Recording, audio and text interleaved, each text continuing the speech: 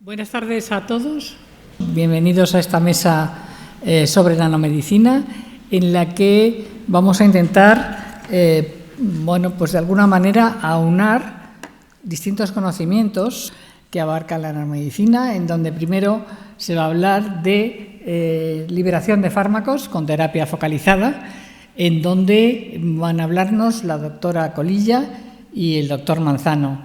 A continuación, nos va a hablar de nanodispositivos el doctor Sánchez y, por último, sobre diagnosis y terapnosis, que nos va a hablar el doctor de la Fuente. Después ellos van a hacer unas presentaciones aproximadamente de un cuarto de hora cada uno, y luego tenemos una hora entera para un coloquio. Intervendrán tanto los ponentes entre sí como la audiencia, cualquier pregunta, cualquier curiosidad, cualquier cosa sobre nanomedicina que quieran hablar. Y para no perder más tiempo, ya que pase el primer ponente, que en este caso es la doctora Colilla.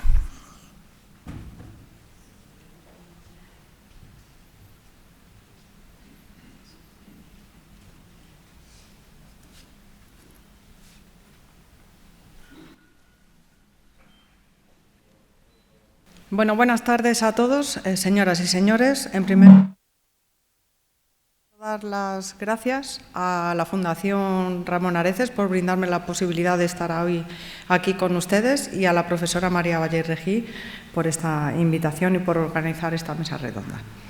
Soy Montserrat Colilla, pertenezco al Departamento de Química en Ciencias Farmacéuticas de la Facultad de Farmacia en la Universidad Complutense de Madrid, y pertenezco al grupo de biomateriales inteligentes liderado por la profesora María Vallet. En esta breve ponencia les voy a hablar de nanomedicina, liberación de fármacos como terapia focalizada, y vamos a ver las aplicaciones actuales y los avances más recientes. Bueno, lo primero que nos preguntamos es qué es un nanomedicamento. Entonces, se definen como aquellos medicamentos basados en la nanotecnología para el tratamiento, diagnóstico y prevención de diversas enfermedades. Según la FDA de Estados Unidos, estos han de tener al menos una dimensión en la nanoescala, es decir, aquella comprendida entre 1 y 10 nanómetros. Normalmente estos nanomedicamentos están formados por principios activos que se encuentran, vehiculizados en unos transportadores. Estos nanotransportadores son nanomateriales que se emplean como módulos de transporte de sustancias como pueden ser fármacos, enzimas, proteínas, péptidos o material genético. Y entre ellos nos encontramos algunos que son de naturaleza orgánica, como pueden ser los liposomas o las nanopartículas poliméricas, dendrímeros, etcétera, o bien nos encontramos otros que son de naturaleza inorgánica, como pueden ser los nanotubos de carbono, las nanopartículas de sílice mersoporosa o los puntos cuánticos de carbono, por mencionar solo algunos ejemplos. ¿Cuáles son las ventajas de estos nanomedicamentos? Pues las ventajas de estos nanomedicamentos radican en su nanoescala, en su escala nanométrica, en la composición de los materiales, en su forma y en sus excepcionales propiedades superficiales. Esto les brinda unas características excepcionales, entre las cuales tienen ahí en la pantalla, y quisiera destacar pues, que somos capaces de aumentar la selectividad de los fármacos y desarrollar terapias focalizadas, desarrollar sistemas de liberación controlada de fármacos, o bien sostenida o bien inteligente, es decir, estímulo-respuesta, aumentar el efecto terapéutico y reducir los efectos secundarios. Si vemos una panorámica de las aplicaciones clínicas de los nanomedicamentos, bien los que están ya en el mercado clínico o bien los que están en diversas vías de ensayos clínicos, vemos que existen nanomedicamentos para distintas patologías, como son el cáncer, infecciones, enfermedades del sistema nervioso central, enfermedades mentales, enfermedades cardiovasculares e incluso de la piel. Es muy variado, pero sí que quería sobre todo hacerles hincapié en el gran apogeo que ha experimentado la nanomedicina en este ámbito, y es que en el 2015 había 13 nanomedicamentos en el mercado. Y esto ha aumentado exponencialmente porque en el 2022, a finales de 2021, principios del 2022, tenemos ya 100 nanomedicinas en el mercado, 563 en ensayos clínicos u otras etapas, y en un total suman 663. Bien, ¿cuál es el estado del desarrollo? ¿En qué etapas se encuentran estos nanomedicamentos? Pues principalmente nos encontramos con un 33% en fase 1 y un 21% aquí en fase 2, mientras que el 15% son las que ya han sido lanzadas al mercado y que constituyen esos 10 nanomedicamentos que les he mencionado anteriormente. ¿Pero para qué sirven? ¿Para qué se suelen utilizar? Estos nanomedicamentos principalmente, en su mayor porcentaje, se dedican al tratamiento, diagnóstico o prevención del cáncer o de las infecciones, si bien es cierto que también se han abordado para otras patologías. Bien, las nanoformulaciones, ¿en qué consisten estas nanoformulaciones o cuáles son las bases de las mismas? Pues si se fijan, principalmente están basadas en liposomas, son nanopartículas lipídicas, que les muestro esquemáticamente en este esquema ilustrativo, y yo me voy a centrar en el tratamiento, en la terapia, y voy a hablarles de terapias focalizadas, pero concretamente me voy a basar y me voy a centrar en la liberación controlada de fármacos. Bien, sus aplicaciones en cáncer, hablando de los nanoliposomas, que hemos dicho que son uno de los más estudiados, pues tienen aquí un breve esquema en lo que consisten en estos nanoliposomas, que por regla general suelen estar vigilados precisamente para aumentar el tiempo de circulación. Tienen un compartimento acuoso en el cual incluyen el fármaco antitumoral y luego la bicapa lipídica con colesterol que constituye el cuerpo del nanoliposoma. Bien, estas nanopartículas son extravasadas de los vasos sanguíneos de tumores en crecimiento por el bien conocido efecto de permeación y retención mejorada, EPR, y después se fusionan con la membrana celular, donde liberan para producir posteriormente la liberación del fármaco en el citoplasma.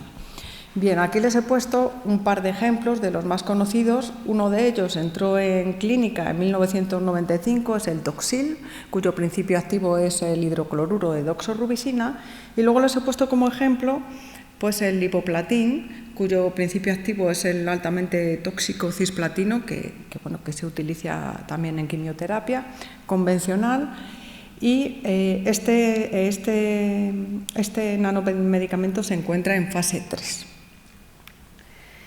Bien, también tenemos aplicaciones de nanoliposomas en infección. Por ejemplo, aquí les he puesto el Ambisome, aprobado por la FDA en 1991, que es un fármaco cuyo principio activo es un fármaco antifúngico, la anfotericina B. El nanotransportador es un nanoliposoma, y aquí pueden ver una pequeña peculiaridad en este esquema, y es que debido a la naturaleza altamente hidrofóbica de la anfotericina B, pues en este caso no se encuentra embebida en el compartimento acuoso del nanoliposoma, sino que se encuentra intercalada, embebida en esa bicapa lipídica. Bien. Pues algo que sí que quería comentarles, y es que, fíjense, desde 1991 hasta octubre de 2022, que fue cuando se han dado a conocer este nanomedicamento, el denominado MAD 2203 por Matinas Biopharma, también el principio activo es la anfotericina B, pero en este caso los nanotransportadores son nanocristales lipídicos. El funcionamiento es totalmente diferente y pueden ver que ofrece diversas ventajas que comentaremos sucintamente.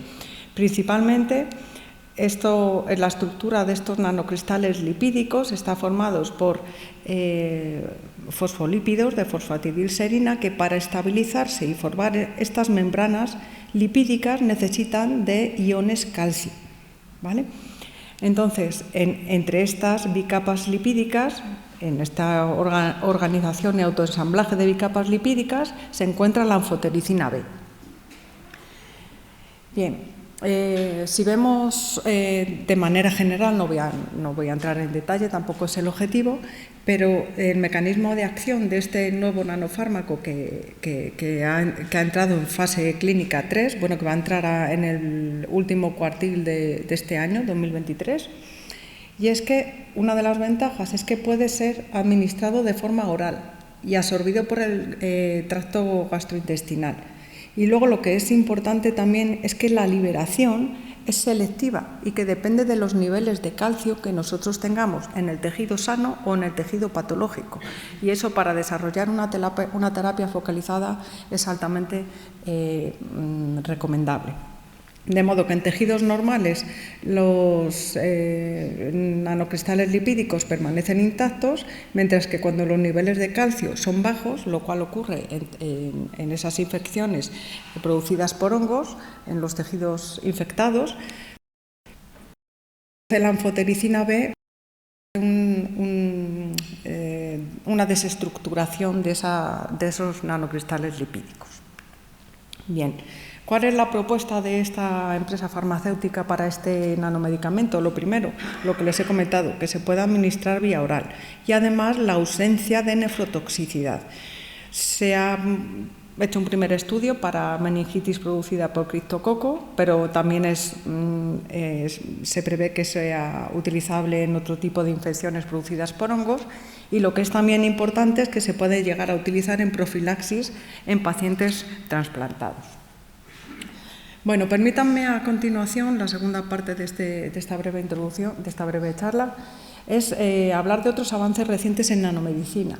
En esta ilustración, un tanto compleja, esquemática, lo que vemos es la línea general de desarrollo de una nanomedicina con fines terapéuticos. Y si se dan cuenta, fíjense que tienen que transcurrir aproximadamente 20 años antes de que se pase a estudios clínicos con un nanomedicamento, pasando de la investigación básica a la investigación preclínica. Bueno, ¿qué nanomedicamentos en la actualidad prometedores nos encontramos que justo están en este momento, en este paso, en esta etapa? Las nanopartículas de sílice mesoporosa, por ejemplo. De hecho, llevamos 2 décadas de experiencia en el empleo de estas nanopartículas en la liberación de fármacos, desde que en el 2001 la doctora María Valler-Regí propuso por primera vez estos nanomateriales como sistemas de liberación de fármacos. ¿Y qué son las nanopartículas de sílice mesoporosa? A continuación mi compañero Miguel Manzano les explicará un poquito más a fondo, pero de forma un poco sucinta decirles que sus propiedades estructurales, sus propiedades texturales, su estabilidad y robustez, tanto mecánica, química como térmica, y la superficie fácilmente funcionalizable les proporciona de una gran versatilidad y les hace ser muy aplicables en distintos ámbitos en la nanomedicina, desde imagen hasta sistemas de liberación estímulo-respuesta, terapia fotodinámica, terapia génica, etc. Si nos centramos ahora en una de las 2 patologías que se han estudiado con más hincapié, nos centramos en el cáncer, y hablando de focalización, podemos hacer 2 tipos de focalización. Una sería la focalización pasiva por el efecto de EPR que les he comentado anteriormente, donde el objetivo o la diana sería el tejido tumoral. Pero es verdad que nuestras nanopartículas mesoporosas también las podemos decorar con ligandos de focalización para que una vez que estén en la zona tumoral sean internalizados preferentemente por esas células cancerosas. Ahora bien, muchas veces se plantean las cosas desde una forma ideal, pero hay limitaciones. Una de las limitaciones, por ejemplo, es la elevada presión que tenemos en el intersticio, en el seno del tumor, en las zonas profundas del tumor. ¿Y esto qué es lo que origina? pues que las nanopartículas no puedan penetrar en las zonas más profundas del tumor. ¿Cómo podemos aumentar la penetración de las nanopartículas en la masa tumoral? Pues en nuestro grupo de investigación, el grupo de la profesora Vallet, se han desarrollado una serie de estrategias, se las voy a comentar muy por encima. Una de ellas consiste en decorar las nanopartículas de sílice mesoporosa con nanocápsulas de colágenasa, una enzima que es capaz de ir digiriendo la matriz de colágeno, ¿vale?, que forma parte de esa matriz tumoral. Y bueno, en este experimento, pues simplemente, como pueden ver, es un experimento 3D donde se ponen las nanopartículas en la parte superior, un gel de colágeno entre medias y una monocapa celular de células tumorales en la parte de abajo. Y se ve que con el tiempo, el nanosistema completo que contiene las nanocápsulas de colagenasa sí que es capaz de penetrar dentro de las células que se encuentran en la parte inferior del dispositivo. Bueno, la segunda estrategia consistió en vehiculizar las MSNs en células mesenquimales de Decicua. Para este fin, lo que se utilizaron son nanopartículas mesoporosas sensibles a ultrasonido para formar un sistema biohíbrido célula-nanopartícula mesoporosa. Y a continuación, este sistema biohíbrido se hicieron ensayos in vitro e in vivo para ver su capacidad para dirigirse, para migrar hacia tumores mamarios, con éxito. ¿Qué es lo que ocurre una vez que encontramos que hemos localizado ya nuestro sistema biohíbrido en el tumor, en nuestra masa tumoral? Pues entonces aplicamos el ultrasonido y una vez que aplicamos el ultrasonido se produce la muerte celular. Y ya el último de las estrategias que les voy a contar consiste en vehiculizar las nanopartículas en bacterias. Obviamente son bacterias facultativas y básicamente lo que consiste es en hacer funcionalizar, activar la superficie de las bacterias mediante una química específica y después mediante química clic, una reacción clic que es inmediata, lo que hacemos es que las nanopartículas de sílice mesoporosa se anclan a la superficie externa de las bacterias, de modo que pueden vehiculizarlas. ¿Vale? Bueno, pues se hizo de nuevo un modelo in vitro 3D y pueden observar que el sistema completo, que sería este de aquí, de la bacteria con las nanopartículas, es capaz de disminuir la viabilidad celular hasta en un 80%. Y permítanme ahora hablarles de la segunda patología, que es la infección, de las que están recibiendo mayor interés. Y es que las resistencias a fármacos antimicrobianos, ya sean antiparasitarios, antifúngicos, antimicrobianos o antivirales, esas resistencias son una seria amenaza para todos los avances que se han conseguido hasta ahora en terapias antiinfecciosas. Y es que, fíjense, es dramático. En 2014 hubo 700.000 muertes por infección y se estima que para el 2050 habrá más de 10 millones. Puede llegar incluso a superar el número de muertes producidas por cáncer. Estaríamos hablando de de una muerte cada 3 segundos. Si nos centramos en el área de las bacterias y de la infección bacteriana y vemos los mecanismos de resistencia bacteriana, existen básicamente dos. Uno son las denominadas superbacterias, de las cuales probablemente han oído hablar, y son bacterias que desarrollan mecanismos excepcionales que las hace altamente resistentes a cualquier tipo de antibiótico o mezclas de antibióticos, y la formación de biofilms bacterianos, en los cuales esas bacterias forman colonias, esas colonias se protegen de una biopelícula o biofilm que las hace altamente resistentes a antibióticos e incluso al sistema inmune. Bien, en el grupo de la profesora Vallet, algunas de las aproximaciones que se han desarrollado las he mostrado en este esquema en forma de quesito, y una de ellas se trata de incorporar distintos antibióticos en las nanopartículas de sílice mesoporosa. En este trabajo, que pueden apreciar ahí, utilizamos 3 tipos de antibióticos con distinta prescripción para distinta aplicación, y cargamos las nanopartículas con ellos. ¿Vale? A continuación, evaluamos la liberación de los distintos antibióticos, que dependen de la naturaleza de la matriz, es decir, de la nanopartícula y de la naturaleza del antibiótico. Evaluamos su actividad biológica, es decir, de lo que se está liberando, cuánto es activo y cuánto no. Y posteriormente realizamos un estudio de la capacidad antibiofil. Bueno, de estos estudios, junto con estudios de citotoxicidad, llegamos a la conclusión que las nanopartículas de sílice mesoporosa son nanosistemas dosificadores de antibióticos adecuados para el desarrollo de terapias personalizadas contra la infección bacteriana. También pensamos en incorporar elementos estímulos-respuesta para que la liberación del antibiótico sea cuando nosotros queramos, cuando nosotros apliquemos el estímulo. Y para ello, lo que hicimos en este otro trabajo fue decorar la nanopartícula de sílice mesoporosa con un polímero termosensible y en la parte más externa nanopartículas superparamagnéticas de óxido de hierro. ¿Con qué finalidad? Pues con la finalidad de que cuando nosotros ponemos en contacto nuestras nanopartículas, nuestro nanosistema, en contacto con el biofilm y aplicamos un campo magnético alterno, se produce un cambio conformacional en el polímero y entonces se destapan los poros y se permite la salida del fármaco. Bien, nosotros lo que observamos es un efecto antibiofil potenciado y combinado debido al efecto de la hipertermia producida por ese campo magnético y las nanopartículas superparamagnéticas y del antibiótico. En la siguiente aproximación nosotros también hemos desarrollado ligandos de focalización y para ello hay dos posibilidades. Podemos dirigir nuestras nanopartículas al biofilm, es en este trabajo lo que se hizo.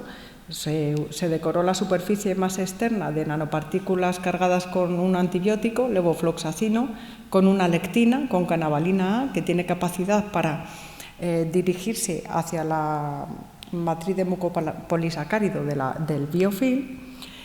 Y entonces lo que hicimos, o bueno, la idea que nosotros pretendíamos era que se internalizaran esas nanopartículas, se dirigieran al biofilm, se internalizaran y una vez dentro liberaran el levofloxacino y produjeran la muerte celular y la disrupción total del biofilm. Pues efectivamente conseguimos superar una cantidad mayor del 99,9% de erradicación del biofilm y un efecto sinérgico por combinación de la concanavalina y el antibiótico. Pero también es posible dirigir nuestras nanopartículas, focalizarlas a la bacteria. Y esto es también lo que hicimos teniendo en cuenta que la pared bacteriana tiene la superficie cargada negativamente. Entonces pensamos que si nosotros decorábamos las nanopartículas de sílice mesoporosa con muchas cargas positivas, estas iban a dirigirse a la bacteria. Bueno, pues esto es lo que hicimos utilizando un dendrímero policatiónico de tercera generación. Efectivamente, sin el antibiótico, el nanosistema se dirigió al interior de las bacterias, en este caso Escherichia coli, pueden verlo por el color verdoso, estaban marcadas las nanopartículas. Y asimismo, cuando además incorporamos un antibiótico, en este caso de nuevo el levofloxacino, vemos que tras un tiempo de exposición a una dosis determinada conseguimos una destrucción del biofilm que es prácticamente total. Aquí en verde son las bacterias vivas y aquí son en negro porque ya no queda bacterias. Y ya por lo último, los cationes metálicos también se han incorporado. En esta breve diapositiva ya termino.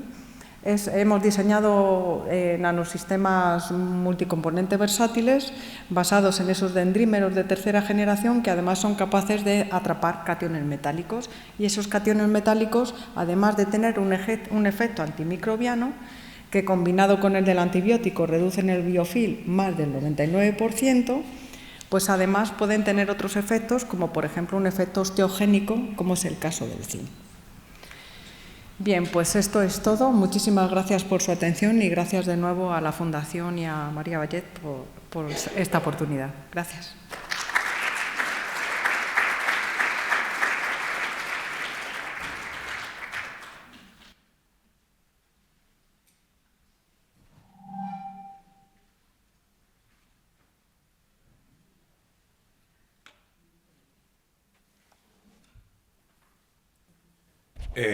Buenas tardes, mi nombre es Miguel Manzano y soy profesor e investigador de la Universidad Complutense de Madrid.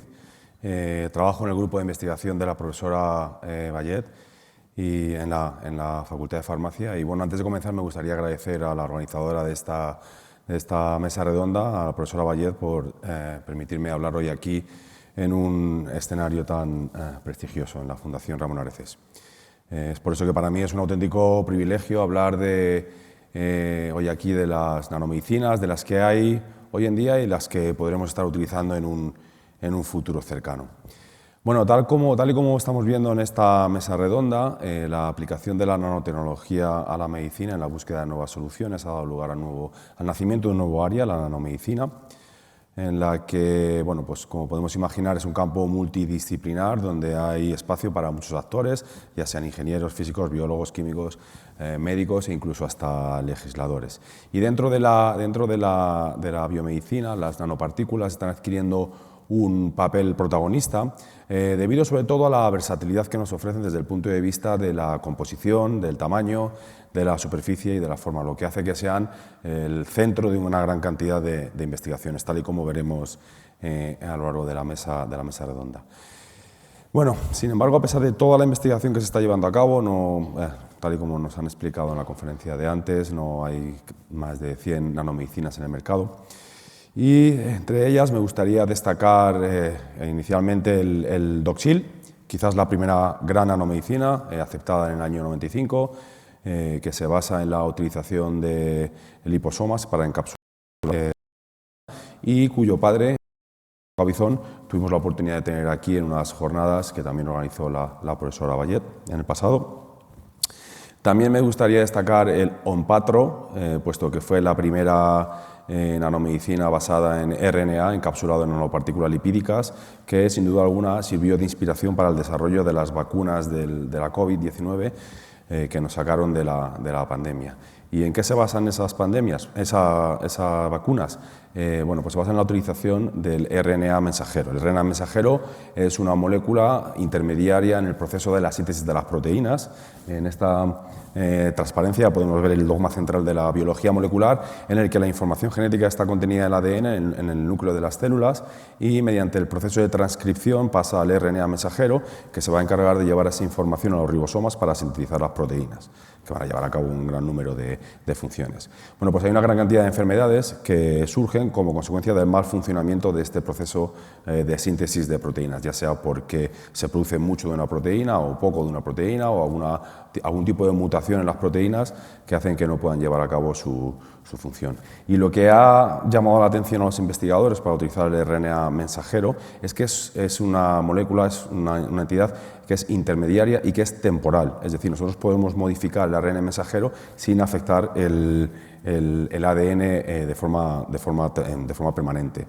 Y de esta manera podemos introducir en el cuerpo ARN mensajero sintético para producir una proteína determinada, o incluso podemos introducir RNA mensajero para producir una proteína que nuestro cuerpo no sería capaz de producir por sí mismo, y esta inducción de la expresión de proteínas es lo que hace que esta tecnología se pueda utilizar para el tratamiento, se está investigando para el tratamiento de una gran diversidad de enfermedades o incluso para prevenirlas, como es el caso de las vacunas de la COVID-19, en la que lo que se introdujo fue el RNA mensajero para producir una proteína que nuestro cuerpo no conocía, el antígeno, que es la proteína de la superficie del virus, la famosa espícula, de forma que nuestro sistema inmunitario se entrena contra esa proteína para que cuando haya una infección pues pueda luchar contra esa infección. Sin embargo, uno de los problemas del RNA mensajero es que no lo podemos tomar por vía oral, no lo podemos inyectar en el torrente sanguíneo, porque recordemos que el RNA mensajero su función es trasladar la información genética desde el núcleo hasta el ribosoma, pero siempre en el interior de las células, nunca fuera. De hecho, si hay algo de RNA mensajero circulando por el torrente sanguíneo, probablemente sea un patógeno y nuestro sistema inmunitario está preparado para eliminarlo a base con las RNasas. Así pues, necesitamos algún tipo de transportador y ahí es donde las nanopartículas han llevado esta tecnología hasta otro nivel. Siendo capaces de proteger y transportar ese RNA mensajero. Las nanopartículas que se han utilizado para la vacuna de la COVID han sido nanopartículas lipídicas que, a diferencia de los liposomas clásicos que utilizan lípidos catiónicos, aquí han utilizado lípidos catiónicos ionizables, de forma que durante su camino en el torrente sanguíneo no están cargados, con lo cual disminuye muchísimo la toxicidad y solamente se van a protonar, se van a quedar cargados positivamente cuando penetren en el interior de las células, lo cual va a favorecer la liberación del RNA mensajero. Además, estas nanopartículas tienen colesterol para aumentar la estabilidad y mejorar la fluidez de las partículas, tienen otro tipo de lípidos para ayudar al empaquetamiento del RNA mensajero en el interior y, por supuesto, tienen un estabilizador en la parte externa, un polietilenglicol, que, bueno, pues que ayuda a que las nanopartículas sean más estables y las protegen contra una posible opsonización. Estas nanopartículas lipídicas, la gran mayoría de ellas son muy parecidas, suelen diferenciarse un poquito en el tipo de lípido ionizable que se utiliza, de hecho es lo que más protección intelectual tiene, pero tanto la de Pfizer como la de Moderna tienen más o menos los mismos componentes. Y para sintetizarla se utiliza una tecnología de microfluídica en la que el RNA se disuelve en un medio acuoso y se introduce en un microcanal, y la mezcla lipídica se disuelve en un medio orgánico, en etanol, se introduce en otro canal y se hace converger ambos canales. Controlando la concentración y el flujo de los canales se va a poder controlar el tamaño de las nanopartículas obtenidas. Esta misma tecnología se está utilizando para tratar de desarrollar una vacuna universal contra la gripe. De hecho, se ha logrado introducir RNA mensajero que codifica para los 18 tipos conocidos de la gripe A y 2 de la gripe B. Se ha probado satisfactoriamente con ratones y, bueno, se espera que en un futuro pueda colaborar a la edad de oro del desarrollo tecnológico en la formulación de vacunas, lo cual pues, se espera que sea una revolución en la prevención y el tratamiento de un gran número de enfermedades infecciosas. Las nanopartículas para la liberación de fármacos también están teniendo mucho interés en otras áreas de investigación, como por ejemplo para la edición del genoma. Ya se han conseguido desarrollar herramientas para cortar y pegar el material genético, pero no pueden atravesar las membranas celulares, y esto se puede conseguir con las nanopartículas. También se utilizan nanopartículas para aumentar la potencia de determinados fármacos e incluso para lograr la acumulación preferencial de determinados órganos, como es el caso de la barrera hematoencefálica. Y, bueno, como he mencionado anteriormente, para modular la respuesta inmune. De todas las nanopartículas en las que se está investigando, en nuestro grupo de investigación estamos trabajando con las nanopartículas mesoporosas de sílice, y lo hacemos, tal y como ha dicho Montserrat Colilla, porque son nanopartículas muy estables, tienen una gran capacidad de carga y además es muy fácil funcionalizar su superficie. Una de las cosas en las que más se está investigando es intentar lograr una acumulación preferencial de estas nanopartículas en determinados tejidos, algo que puede ser muy útil, tal y como nos han contado, para la lucha contra el cáncer, puesto que podremos liberar de forma específica en los tumores el fármaco sin afectar a otro tipo de órganos. Se puede conseguir mediante un targeting pasivo, por la propia fisiología del tumor, o mediante un targeting activo, dependiendo de los receptores en la membrana que tengan las células tumorales. Y cuando trabajamos con este tipo de materiales mesoporosos tenemos que tener en cuenta que tiene una porosidad abierta, con lo cual es muy fácil introducir fármacos en su interior, pero también es muy fácil que esos fármacos puedan salir hacia afuera, se puedan difundir.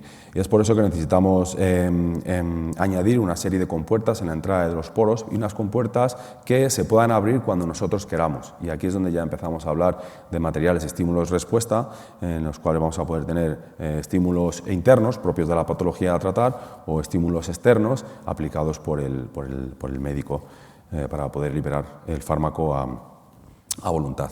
En nuestro grupo de investigación hemos trabajado con una gran cantidad de sistemas capaces de localizarse preferentemente en diversos tejidos. También hemos trabajado con una gran cantidad de estímulos, y el que esté interesado, pues con meter Vallée-Régy en Google, el primer hit que le sale es en la página web del grupo. Ahí vais a poder encontrar vídeos didácticos bastante interesantes, todas las publicaciones que tenemos y noticias de interés.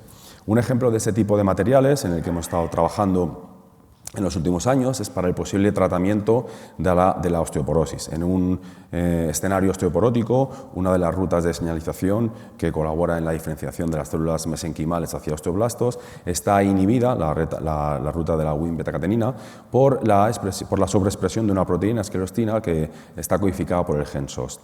Bueno, pues lo que nosotros pensamos fue en utilizar un SIRNA capaz de silenciar ese gen SOST, para que la proteína no se exprese y poder recuperar la ruta metabólica. El problema de utilizar los sirnas, como he comentado anteriormente, es que tienen un tiempo de vida media muy corto y además no son capaces de atravesar las membranas, por lo que vamos a tener que utilizar una serie de transportadores, y ahí es donde vamos a utilizar nuestras nanopartículas mesoporosas de sílice, que mediante una previa funcionalización con un polímero catiónico, con la polietilenimina, pues nos permitió cargar el silenciador del SOST, el sirna, para poder evaluarlo. En un primer ensayo in vitro observamos que fuimos capaces, o las nanopartículas fueron capaces de liberar ese sirna en el interior de las células, y también vimos cómo se disminuía la expresión del gen SOST, que era lo que inicialmente estábamos hipotizando. Vamos a ver si esto va. Aquí. Vimos cómo redujimos la expresión del gen SOST y también vimos cómo se producía un incremento de la expresión de una serie de factores osteogénicos que están relacionados de alguna manera con las fases iniciales de la regeneración ósea. Cuando probamos este sistema en un modelo animal de ratonas osteoporóticas, inyectamos las nanopartículas en el fémur, en la médula ósea del fémur, y pudimos observar que efectivamente se reducía la expresión del gen SOS como queríamos y que se aumentaba la expresión de los genes osteogénicos de los que hemos mencionado anteriormente. En una vuelta de tuerca del sistema, lo que quisimos fue dotar a nuestras nanopartículas de una capacidad de localización o de acumulación en el tejido óseo, para lo que funcionalizamos la superficie externa de las partículas con un bifosfonato, para poder hacer así una administración sistémica de las partículas. Bueno, pues hicimos una inyección subcutánea, preparamos el material, hicimos una inyección subcutánea en el modelo animal y vimos que tras 72 horas las nanopartículas seguían ahí, por lo que en el tratamiento que hicimos durante 2 y 3 semanas, inyectando cada 72 horas, extrajimos el fémur, hicimos una PCR del material del fémur y vimos que efectivamente éramos capaces de silenciar el SOST y que además aumentaba la expresión de un gran número de genes osteogénicos, tal y como hipotetizábamos al principio. Además, pudimos observar que aumentaba la densidad mineral del hueso, la densidad mineral ósea y el contenido mineral óseo, y no solo la cantidad de hueso, sino también la calidad, porque si observamos la microarquitectura del hueso, vimos que la anchura trabecular y la separación trabecular era muy próxima a la del hueso sano. Y todo esto nos hizo pensar que ese sistema podría ser una alternativa para el posible tratamiento de la osteoporosis. En otra aproximación, también dentro de la misma aplicación, hemos introducido pleiotrofina en nuestras nanopartículas. La pleiotrofina es un factor de crecimiento que se expresa en los procesos de regeneración tisular, y si nosotros lo queremos aplicar de forma local, tenemos que introducirlo en nanopartículas. Efectivamente, optimizamos la carga de la pleiotrofina en nuestras nanopartículas y observamos que éramos capaces de internalizarlo en células preosteoblásticas y en células mesenquimales humanas, y también vimos que no afectaba a la viabilidad. Y lo que es más interesante, observamos que en ambas líneas celulares obteníamos una mayor expresión de esos factores osteogénicos y una mayor mineralización, lo cual es indicativo de que se está dando comienzo a la regeneración ósea. Bueno, dados los resultados positivos que hemos ido obteniendo a lo largo de los años y con vistas a intentar llevar este tipo de nanopartículas un paso más adelante, una de las cosas que hemos hecho en los últimos 2 años ha sido tratar de compararlo con algo que hay en el mercado. Y esto fue una de las ideas en las que Marita más ha empujado, el intentar comparar nuestras nanopartículas con algo que está funcionando, y para ello hicimos una colaboración con el profesor Alberto Gavizón y hemos comparado nuestras nanopartículas con uno de sus liposomas que se encuentra en fase clínica y que próximamente seguramente alcance el mercado. En ambas nanopartículas lo que introducimos es una prodroga que en ambientes reductores se va a activar hacia mitomicina C, que es el fármaco de verdad antitumoral. Cuando nosotros lo cargamos en nuestras nanopartículas mesoporosas y lo ponemos en un buffer, en una solución neutra, vemos que no hay liberación, no se produce liberación, y cuando añadimos el DTT, que es lo que simula el ambiente reductor, vemos cómo se produce una activación del fármaco, con lo cual estamos empezando a tener un sistema que responde al estímulo de estar en el ambiente reductor. Y lo que es más interesante es que cuando comprobamos ambos sistemas en 3 líneas celulares tumorales diferentes, comprobamos el sistema con y sin DTT, es decir, con y sin ambiente reductor, comprobamos que primero, cuando no hay DTT, las nanopartículas no son citotóxicas, y cuando añadimos DTT, en la mayor parte de ellas se comportan de forma similar, producimos la muerte celular. Incluso en algunas de ellas, como en el caso de las células tumorales de páncreas, obtenemos mejores resultados con las nanopartículas mesoporosas que con los liposomas de Alberto Gavizon. Antes de terminar, me gustaría hablar de otra de las aproximaciones en las que hemos estado trabajando en los últimos meses. Este paper se acaba de publicar y lo que tratamos de hacer aquí es aumentar el tiempo, la estabilidad de las nanopartículas y el tiempo de vida media que van a poder estar circulando en el torrente sanguíneo, y para ello lo que hicimos fue recubrir nuestras nanopartículas mesoporosas de sílice con membrana celular, buscando también un poco explorar si hay cierta capacidad de migración hacia esas mismas células. Lo que hicimos fue recubrir nuestras nanopartículas con membrana de célula periosteoblástica y cargamos nuestras nanopartículas con calceína, que es una molécula que no puede atravesar las membranas, luego recubrimos con la membrana periosteoblástica y observamos que mientras estamos tenemos nuestro sistema en PBS, no se produce liberación de la calceína, pero cuando añadimos SDS, que es un surfactante que es disruptor de la membrana celular, vemos que se produce un incremento en la liberación del fármaco, de la calceína. Estudiamos la viabilidad celular en diferentes líneas celulares, vimos que no se afectaba, son perfectamente citocompatibles, y observamos que había cierta capacidad de internalización específica, es decir, que cuando nosotros recubríamos nuestras nanopartículas con membranas provenientes de células periosteoblásticas, se acumulaban más nanopartículas en las células periosteoblásticas, que era un poco lo que íbamos buscando. Y por último, en un estudio de migración muy primario, muy prueba de concepto, lo que vimos fue que las células que estaban recubiertas de membranas, las nanopartículas que estaban recubiertas de membranas provenientes de células periosteoblásticas, migraban preferentemente hacia células periosteoblásticas, que es algo bastante interesante para un futuro tratamiento del cáncer, en el que se puede pensar en extraer las membranas de las células tumorales, recubrir estas nanopartículas y luego volver a inyectarlas y esperar que esas nanopartículas preferentemente vayan a las células tumorales. Muchas gracias por su atención, gracias al grupo de investigación, a todo el mundo que ha hecho posible esta investigación y, por supuesto, gracias a ustedes por escuchar.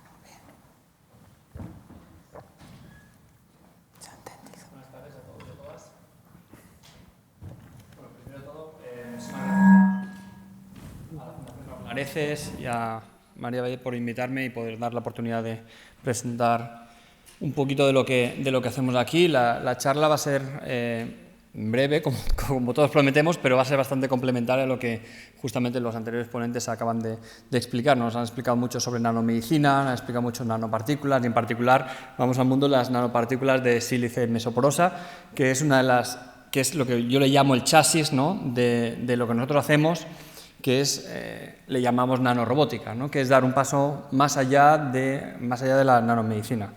Entonces, lo que vais a ver hoy en mi charla son cositas, a ver, este puntero, aquí, vale. Sí. Son cositas que se mueven, cosas que nadan a escala nanoscópica, son sistemas, son dispositivos artificiales, ¿sí?, pero que vais a ir escuchándome toda la charla, que copiamos a la naturaleza, ¿no? Intentamos copiar a los virus y las bacterias, copiar a los peces, copiar cómo podemos movernos y cómo podemos trasladar o transportar, como nos han explicado antes, fármacos de un punto a otro. ¿Sí? Mi nombre es Samuel Sánchez, soy profesor ICREA en el Instituto de Bioingeniería de Cataluña, en Barcelona. Entonces, ni la nanorobótica ni la nanomedicina es algo que nosotros, nadie de los ponentes aquí, hemos descubierto, sino que volvemos atrás en el tiempo, hace 50, 60 años. Este señor, Richard Feynman, dio una charla sobre los 60, ¿no? en Caltech, que se llama There's Plenty, The Room at the Bottom, que habla de por qué no podríamos, de hecho, en el texto, en el manuscrito, habla su estudiante, ¿no? Dice, ¿por qué no podríamos hacer un pequeño submarino, ponerlo dentro de nuestro cuerpo, ¿verdad? Y que sea un pequeño cirujano y curar a los pacientes? Bueno, pues esto inspira a muchos de nosotros y inspira a todo el desarrollo de la nanotecnología, que no ha pasado hasta, muy bien como han dicho, hasta principios de los 90, ¿no? Donde están las primeras nanomedicinas en el mercado. Pero si también miramos no solo la ciencia, sino la ciencia ficción, la nanorobótica ya se hablaba hace un tiempo, ¿no? Y en películas recientes, películas como El viaje alucinante, ¿no? de los 60, igualmente hablan de esto. Y lo que vais a ver es justamente algo que va en esta dirección, ¿no? Aún estamos siempre lejos, pero ver cositas que van dentro de nuestro cuerpo y no van a ser como dice Google, ¿no? Van a ser justamente, una vez más, como dicta la naturaleza, ¿no? No podemos hacer cosas tan pequeñas. Lo que sí que es cierto, esta imagen, tanto tan pequeñas y tan complejas, ¿no? Lo que es cierto es el tamaño, ¿no? El tamaño, lo que vais a ver es como nos hablaban antes, ¿no? De cientos de nanómetros, como fuera una célula, ¿vale? Entonces, ¿cómo pasamos del presente, ¿no? al futuro? Un poco la nanomedicina, la tecnología, la nanorobótica, ¿qué es lo que queremos hacer? Bueno, pues utilizar todas estas nanopartículas y hacerla para medicina de precisión, para poder llegar allá a lugares donde queremos llevarlos, ¿no? Pero la verdad es que, a pesar de que, bueno, aquí estáis viendo, ¿no? Todo lo que se ha hablado hoy, el lipid nanoparticles, ¿por qué necesitamos utilizar todo esto? Para llevar el fármaco que no se degrade y para que llegue a lugares en concreto, inorganic nanoparticles, bio-nanoparticles, drug conjugates. Pero hay un estudio reciente, que ya lo veréis ahora, que critica un poco el uso de las nanopartículas, ¿no? Porque dice, bueno, pues a pesar de que se han desarrollado, hay muchísimas barreras. Todo esto que estamos hablando, hay barreras biológicas que se encuentran, ¿no? Cuando va por el torrente sanguíneo, cuando va por el torrente sanguíneo por el medio, por mucho que yo trabaje en la química de la partícula, va a haber proteínas del medio que van a hacer este protein corona que engloban a toda nuestra partícula y no le va a dar esa opción del targeting, ¿no? Incluso cuando llegamos, imaginaos que llegamos al punto de destino, ¿no? Toda la matriz extracelular alrededor del tumor, por ejemplo, si hablamos de cáncer, que es lo que voy a hablar en mi charla en los siguientes minutos, es muy compleja. Entonces, pasar por toda esta matriz compleja da una serie de dificultades, ¿no? Hay una difusión muy limitada. Y una vez que llega la célula, ¿qué le pasa? Llega donde tiene que llegar. Antes nos hablaban, ¿verdad?, de que tiene que llegar al núcleo, o se queda en las paredes o no se queda en las paredes. ¿Dónde tenemos que liberar ese fármaco? Pues todo esto son barreras biológicas que en el diseño de los ponentes y todos los que estamos aquí en el campo de la nanomedicina tenemos que trabajar muchísimo para mejorarlo. Entonces os decía que hay décadas de trabajo, ¿no? Y hay un estudio reciente, ya no tanto, ya hace unos años, en esta revisión, que dice que a pesar de todo este trabajo, solo 0.7 las nanopartículas diseñadas para tratar tumores, ¿vale? Se ha hablado de diferentes aplicaciones, llegan a su destino, ¿no? Entonces, ¿cuál es nuestra propuesta? Bueno, aquí hay mucha química detrás, ¿no? Vengo más del mundo más de entre biosensores, detección, terapia, un mundo muy translacional. Nuestra propuesta es hacer una nanopartícula que se autopropulse. Lo que creemos es que si pasamos de un transporte activo, que lo que estáis viendo aquí es escala macro, ¿no? Si yo tiro los troncos por un río, puedo hacer un transporte pasivo, ¿no? ¿Llegarán a su destino? Sí.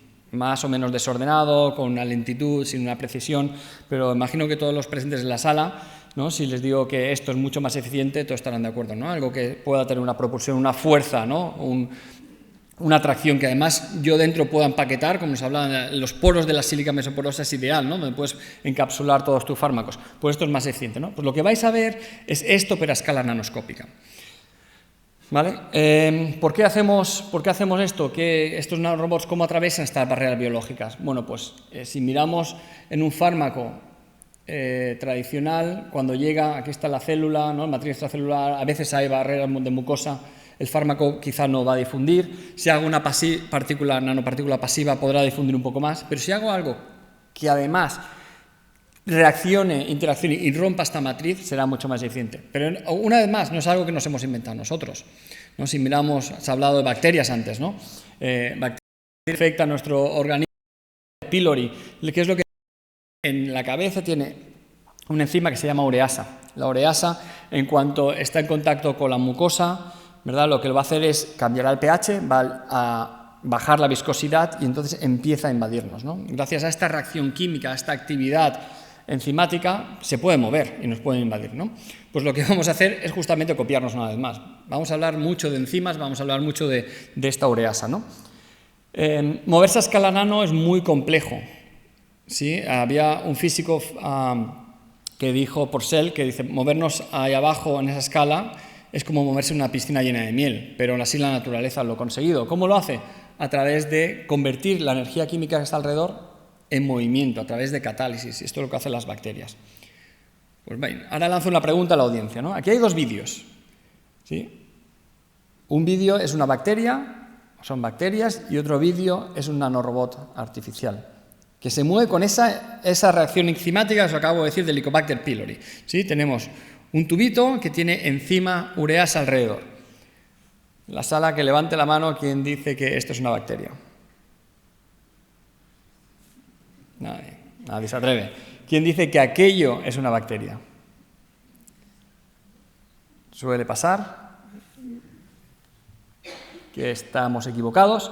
Lo que están viendo allí es el Guinness Record, el jet más pequeño del mundo, el nanorobot más pequeño movido por ureasa. Es un tubito, ¿vale?, que publicamos hace unos años. Es un tubo del tamaño de una bacteria, sí, que, como decía, de sílica mesoporosa exactamente, que está recubierto de ureasa, que lo ponemos en el medio de la urea y se propulsa. Hay una reacción química que no voy a entrar, que es lo que está pasando ahí alrededor, pero un cambio de fluidos y un gradiente que lo impulsa, ¿no? ¿Qué necesitamos para hacer un nanorobot? Rápidamente, dos cosas. Un chasis, que ya hemos hablado durante más de media hora aquí, que será una nanopartícula, ¿sí?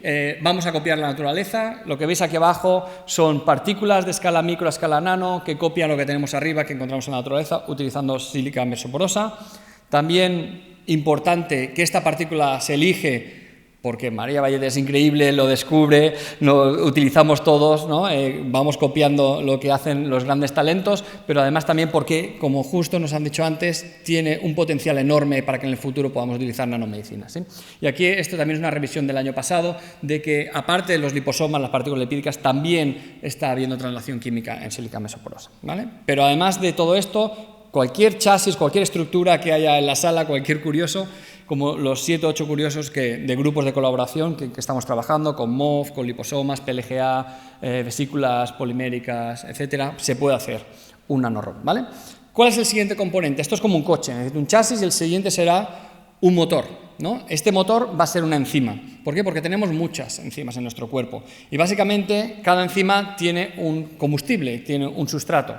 Entonces, si pensamos en estas configuraciones, cada uno me puede decir, bueno, es que yo quiero que se muevan aquí o allá. Entonces, vamos a pensar en estas configuraciones de sustrato enzima que podamos encontrar dentro de nuestro cuerpo. Y además es totalmente biocompatible, ¿no?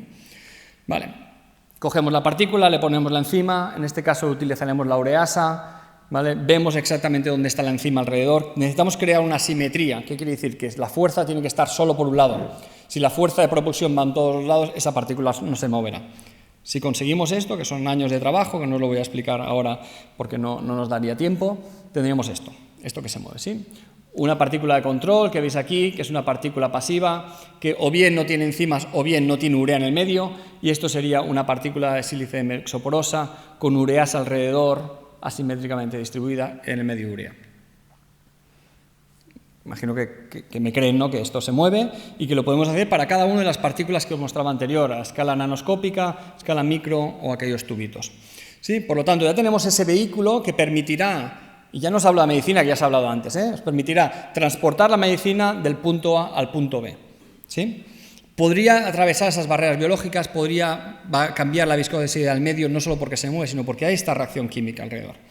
¿Qué queremos que hagan? Bueno, pues queremos que hagan como estas pequeñas hormiguitas, ¿no? Porque una nanopartícula no va a hacer nada. Entonces hay estudios que dicen que necesitamos hasta trillones de nanopartículas para tratar tumores. Pues queremos entender este movimiento, esto es lo que hacemos en el laboratorio, ¿no? Conseguir que se muevan, conseguir que interactúen, que cooperen, que se hablen entre ellas para que finalmente tengan este movimiento complejo, este movimiento colectivo y lleguen a tratar un tumor. Y esto lo miramos también, esta inteligencia también lo vemos en la naturaleza, ¿no? Como, bueno, ya lo veis en el cielo, ¿no? Como pueden estorninos, ¿no? ¿Vale? Pues esto es lo que vemos a escala macro y lo que estáis viendo Son millones de nanopartículas de sílice mesoporosa en urea y en ureasa, ¿vale?, que se mueven de forma colectiva. Esto es lo que publicamos el año pasado. ¿Qué hemos hecho con esto? Bueno, pues podemos tratar, aquí son varias aplicaciones que hacemos en el grupo, en cáncer de vejiga, cáncer de colon de pulmón, porque tienen una mucosa muy gruesa y el fármaco no consigue penetrar, o en el pulmón, por ejemplo, que cada 20 minutos va cambiando, ¿no? Tenemos la cilia que va tirando y secretando todas las nanopartículas que no han atravesado.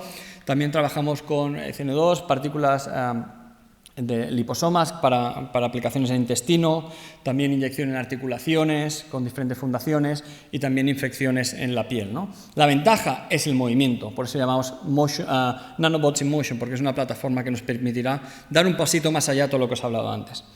Bueno, esta es una patente que la patente la tenemos protegida y lo que podemos hacer es demostrar, aquí no voy mucho en detalle, pero es un poco complementar lo que se ha dicho antes, ¿no? Que a la partícula le puedo poner el fármaco y ahora que estamos comparando, igual que hacen mis compañeros, comparar partícula pasiva con partícula que se mueve y vemos que si vas más rápido llegas antes, ¿no? Llegas a la célula, si puedes poner ADN como teníamos allí para detectar el pH, que podemos encapsularlo, esto en colaboración con Ramón Martínez Máñez, que lo que hace en Molecular Gate, puerta molecular, es que cambiando el pH, ¿no? pH ácido, que sería solo en la célula cancerígena, se abriría y liberaría fármaco, y hacemos también targeting con anticuerpos de cáncer de vejiga. Bueno, en resumen, vamos de 2D a 3D, estos son esferoides de cáncer de vejiga que podemos tratarlo. ¿Y por qué? Porque dentro de la vejiga, ¿qué fronteras? ¿Por qué habla de vejiga? Bueno, pues ureasa, urea la tenemos en la orina la tenemos en la vejiga, es un lugar ideal para hacer una prueba concepto para nosotros, de demostrar la aplicación. Y aquí son pequeños pólipos que lo copiamos en el laboratorio, hacemos estos esferoides y conseguimos targetearlos. ¿Qué es lo que quiero decir? Que bueno, si no tenemos urea, que aquí es 0 milimolar, como veis, en este esferoide, que son cientos de células haciendo una pelotita, no veis puntos rojos, los puntos rojos serían los nanobots, los nanorobots. En cambio, si hay un poco de urea, como se mueven con esta reacción química, podrían llegar adentro, ¿sí? Y en resumen, sería mayor internalización y pararía la progresión celular en un 40%. Esto nos hizo tener un comité de ética aplicable, ¿no? Positivo, para hacer ensayos in vivo. ¿Y qué es lo que estamos haciendo? Bueno, pues ¿qué es lo que pasa cuando a alguien se le trata con inmunoquimioterapia en cáncer de vejiga? Se le pone planito, ¿sí? Se le inyecta por la vejiga intravesical y el fármaco precipitará, solo tocará una pared. Cada media hora te hacen rotar, lo cual es bastante incómodo y te hacen aguantar ahí durante esas 2 horas, ¿no? Si tenemos algo que lo inyecto y va moviéndose en 3D, como aquellos estorninos nanoscópicos, ¿no? Y va moviendo el fármaco por todos lados y que llega a las paredes, esto será mucho más eficiente. Por esto es lo que hacemos. Y para hacerlo también tenemos que ver que lo estamos haciendo, ¿no? Entonces, en colaboración con el CIPIO Magún, en el País Vasco, conseguimos por PET-CT ver esto rojo que veis aquí dentro, son nubes, es la nube de estos cientos de miles de nanobots que se están moviendo, como simula un poco aquello de allá, ¿no? Esto de aquí, estos nanobots. Entonces, fijaos que aquí sí que llega a todas las paredes, pero todo lo demás nos va a sedimentar, precipitará solo en un lugar, porque no hay ese movimiento. Vale, ya para acabar, el último minuto, ¿y qué pasa si hay un tumor en la vejiga? Y esto es algo que no hemos publicado aún, es confidencial, así que iré aún más rápido de lo que estoy yendo ahora. ¿Vale? Generamos el tumor, tenemos 4 controles, que serían partículas que le ponemos otra proteína en lugar de la ureasa, algo que no va a hacer que se mueva, ponemos en agua o en urea, ¿sí? ¿Y qué conseguimos ver? Pues vemos que el tumor va creciendo, ¿sí? Por MRI, y aquí vemos una acumulación extraordinaria en el tumor en comparación con cualquier otro control que veis aquí abajo, ¿no? Cualquiera de estos controles no hay señal de PET, en cambio en el de la derecha, la barra alta, quiere decir que hay una mayor acumulación.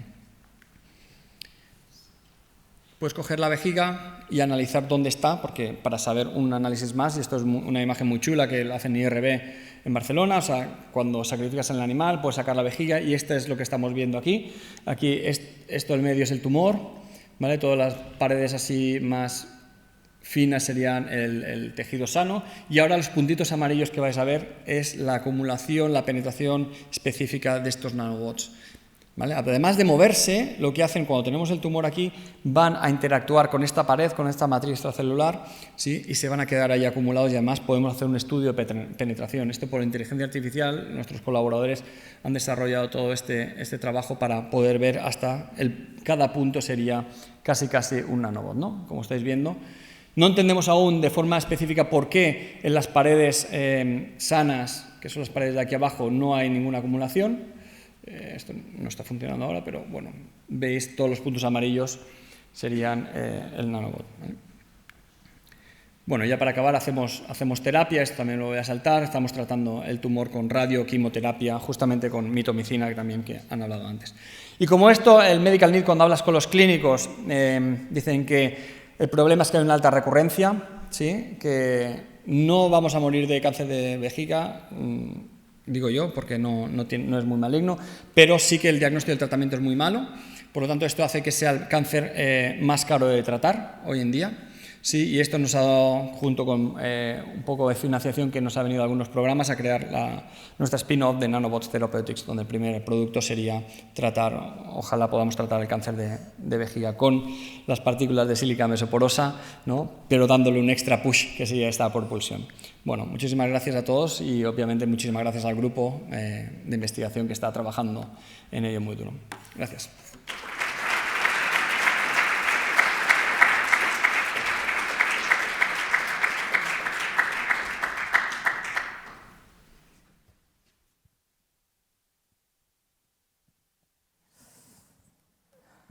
Buenas tardes, ¿me escucháis ya? Sí. Mientras carga la presentación, antes de nada quería agradecer a la Fundación y a Marita por pensar en mí para estar hoy aquí con vosotros y contaros, a ver si soy capaz, de daros algunas pinceladas sobre cómo la nanotecnología puede ayudarnos al diagnóstico o a la detección de distintos patógenos o distintas moléculas que queramos detectar. Mi nombre es Jesús Martínez de la Fuente, soy actualmente profesor de investigación en el Instituto de Nanociencia y Materiales de Aragón, que es un instituto mixto del CSIC y la Universidad de Zaragoza, y además nuestro grupo forma parte del CiberBBN del Instituto de Salud Carlos III. Primero, ¿qué es un biosensor? Un biosensor es un instrumento analítico que incorpora un elemento que es capaz de reconocer lo que queremos reconocer. Si queremos detectar un tumor, deberemos detectar alguna molécula que se identifique de manera unívoca con la presencia de ese tumor. Además, necesitamos un sistema de transducción físico que nos permita transformar, identificar esa señal, cómo esa molécula, ese analito ha sido reconocido por ese receptor biológico. Y de esa manera generar una señal que es lo que vamos a medir. Desde el punto de vista de aplicabilidad de los biosensores, digamos que con la pandemia se han universalizado el uso de estos biosensores. Los test de antígenos, que seguro todos vosotros os habréis hecho en vuestra casa, eso es un biosensor. Y es un biosensor que está basado en nanotecnología, como veremos más adelante. Los principales problemas que tenemos que resolver con estos biosensores, lo primero es incrementar la sensibilidad. Cuando queremos detectar una biomolécula, cuando queremos detectar una enfermedad, queremos que se detecte lo más pronto posible, porque de esa manera vamos a poder tratarla de la manera más eficaz posible.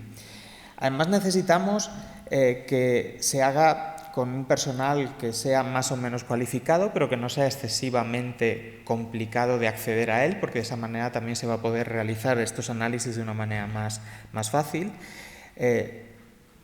En muchos casos, si es portable el biosensor, pues sería recomendable porque facilitaría su aplicación, su uso en un centro de salud o en una farmacia o incluso en casa. Y además que el coste sea reducido, porque de esa manera también vamos a reducir el coste que la sanidad pública va a tener que asumir a la hora de realizar este tipo de análisis. Podemos aplicar los biosensores no solo a salud, lo podemos aplicar a distintos casos, a distintas aplicaciones, como puede ser el caso de salud alimentaria, defensa, medio ambiente para detección de distintos toxinas que podamos tener en agua, por ejemplo, detección de toxinas en aire o en alimentos.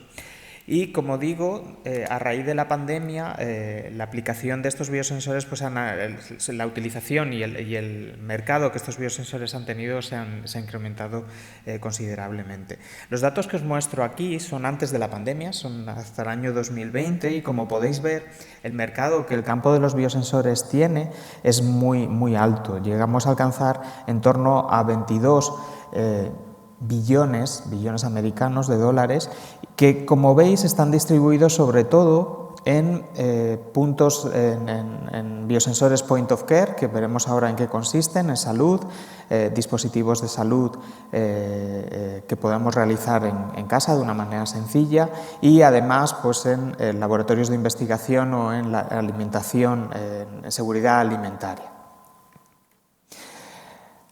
Aquí os muestro un ejemplo que no sé si recordaréis de hace ya pues 12 años, que es el caso de la crisis del pepino. No sé si recordaréis, no sé si me muevo, ¿se escucha? Bien, yo estoy más cómodo si me muevo, la verdad. La crisis del pepino, en lo que consistió hace, como os digo, esto es de mayo del año 2011, ocurrió un fin de semana que de repente pues, hubo una infección en una boda en Alemania, en Hamburgo, si no recuerdo mal, y se achacó esa intoxicación a una partida de pepinos que venían de Almería. Esta intoxicación era por E. coli, por una bacteria. El método de análisis de la E. coli, como se hace y como se sigue haciendo todavía, es a través de contar bacterias. Sí, en el siglo XXI seguimos contando bacterias.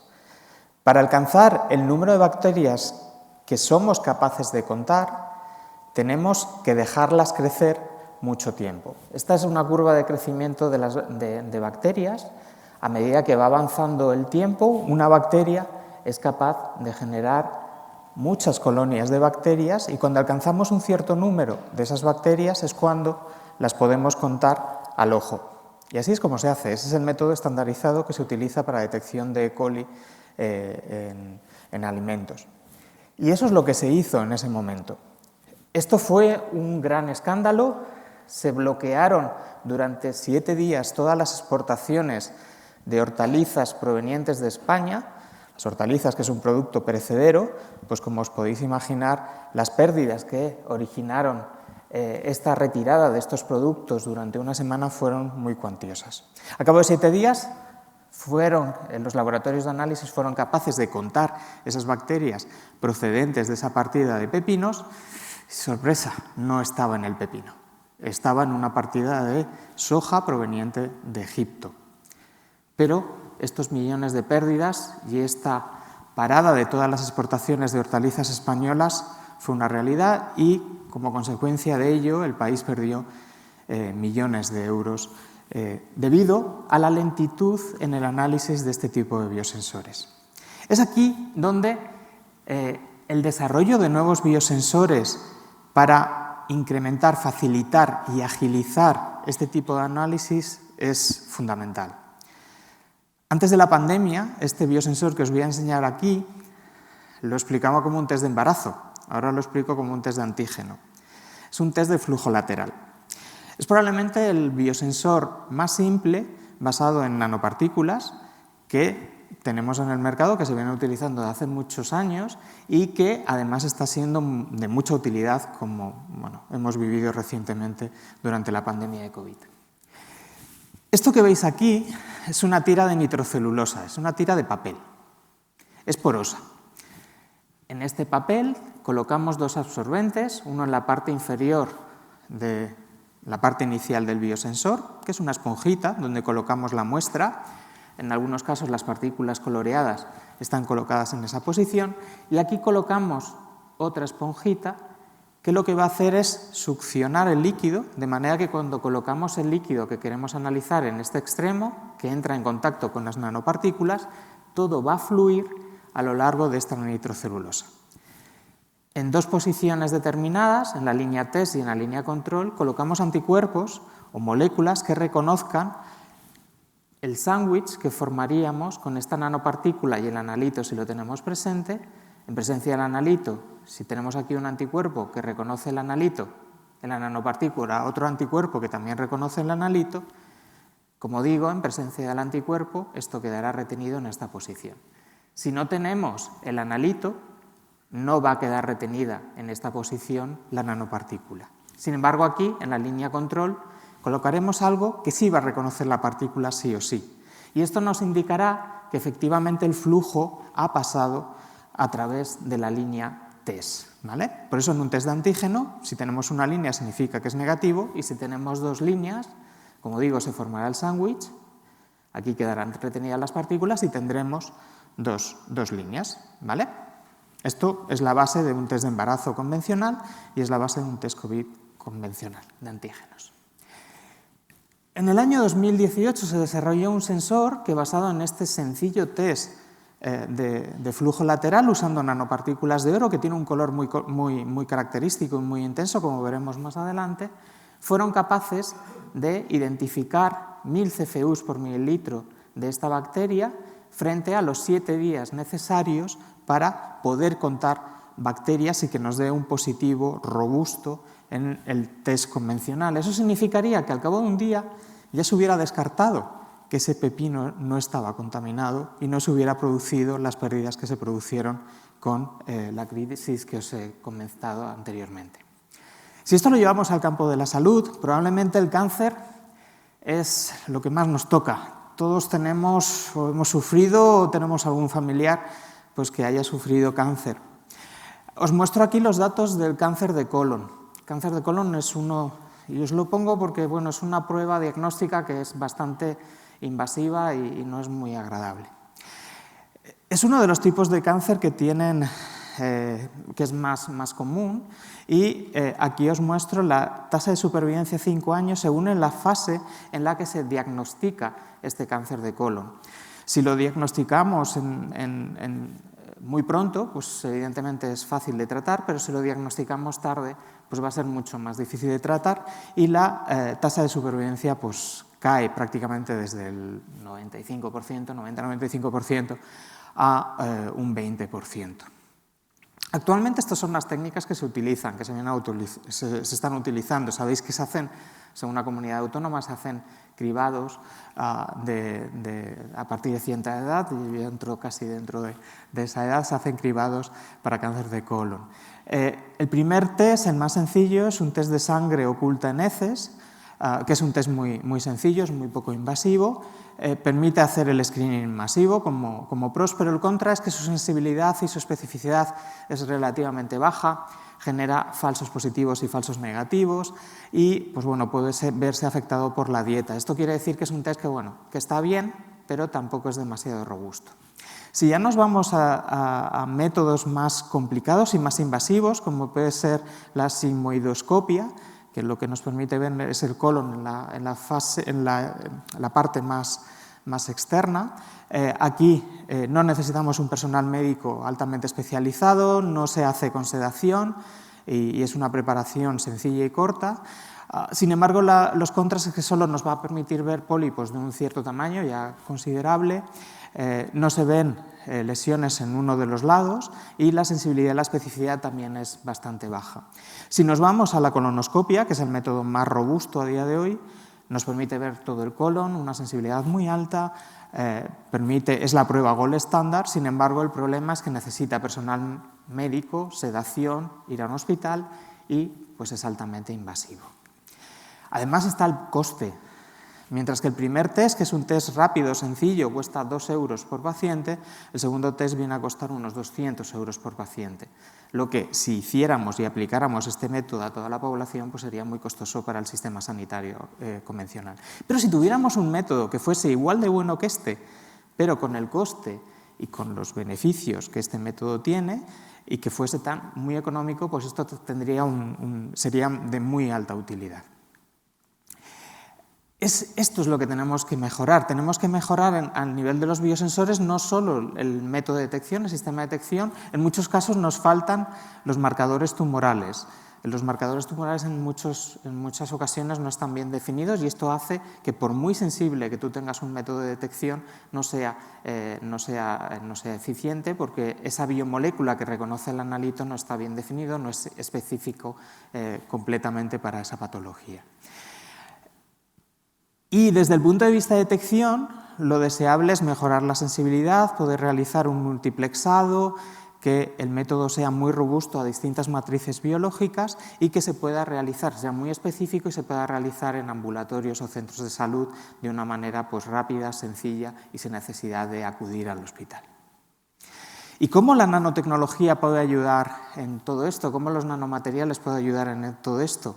Los nanomateriales, por su tamaño, por el tamaño que estas partículas tienen unas propiedades físicas y químicas que son diferenciales, como hemos visto hoy a lo largo de las presentaciones. Y esto nos puede permitir alcanzar sistemas con una alta sensibilidad.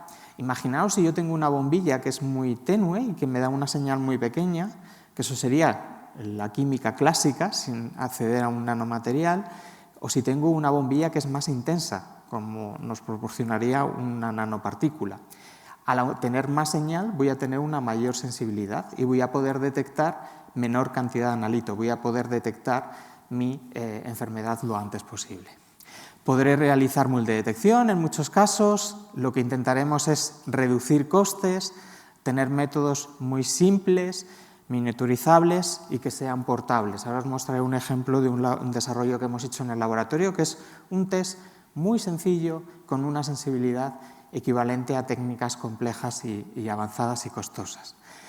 Lo ideal, y donde creo que las nanopartículas pueden aportar mucho al mundo de la detección, es adaptarlas a dispositivos point of care, que son dispositivos que se pueden realizar en el punto de cuidado del paciente, que se pueden realizar en los centros de salud o, como digo, en las farmacias, o lo puede realizar el mismo paciente por sí mismo.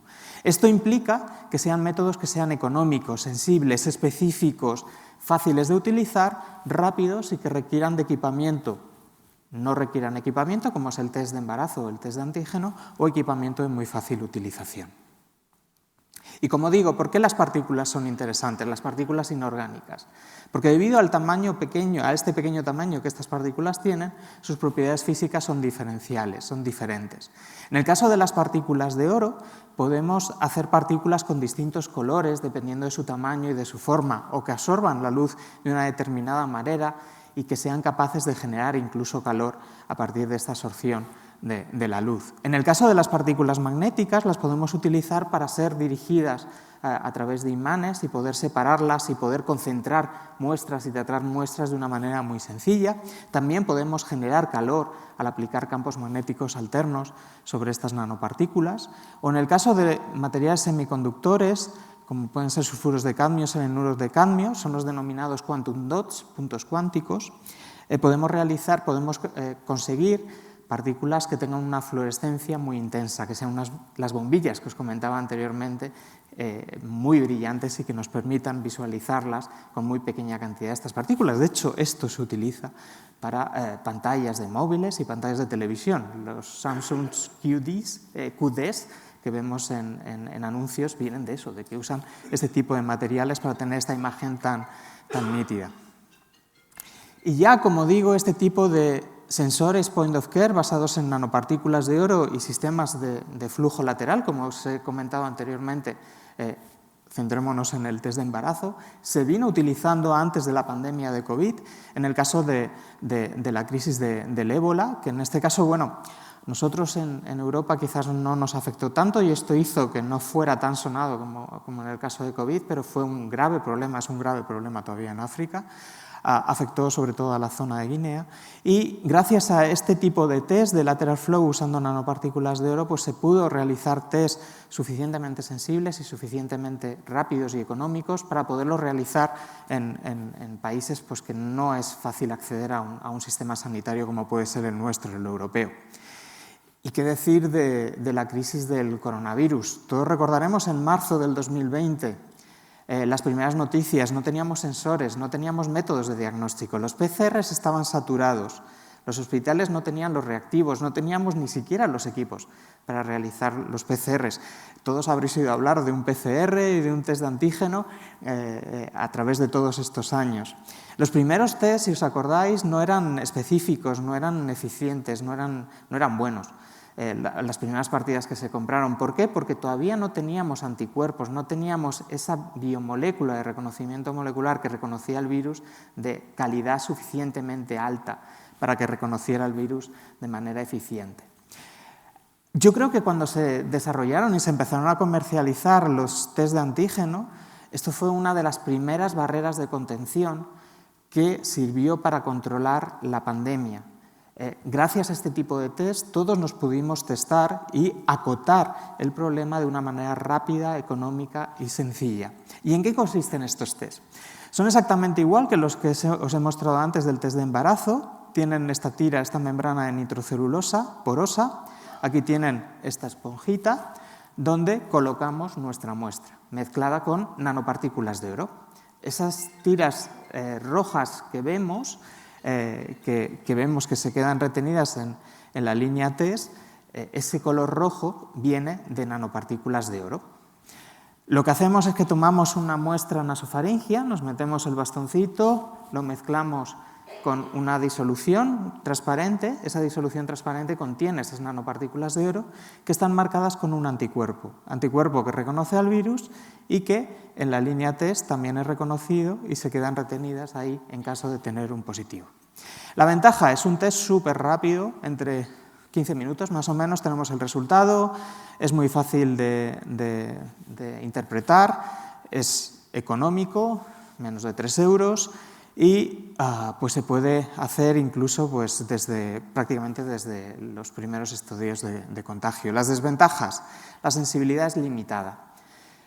Estas partículas nos dan mucho color, pero tienen una sensibilidad limitada. Hay una ventana de virus, de infección, que no vamos a ser capaces de detectarlo, no alcanzamos la sensibilidad de los PCRs. Y bueno, en algunos casos podemos tener problemas de reproducción entre lotes, esto es solventable durante la producción y además nos da una respuesta cualitativa, que en muchos casos, como en el caso de COVID, pues es más que suficiente. ¿Y qué hacemos nosotros en el grupo? Nosotros en el grupo, en mi grupo de investigación en Zaragoza, trabajamos principalmente en calor.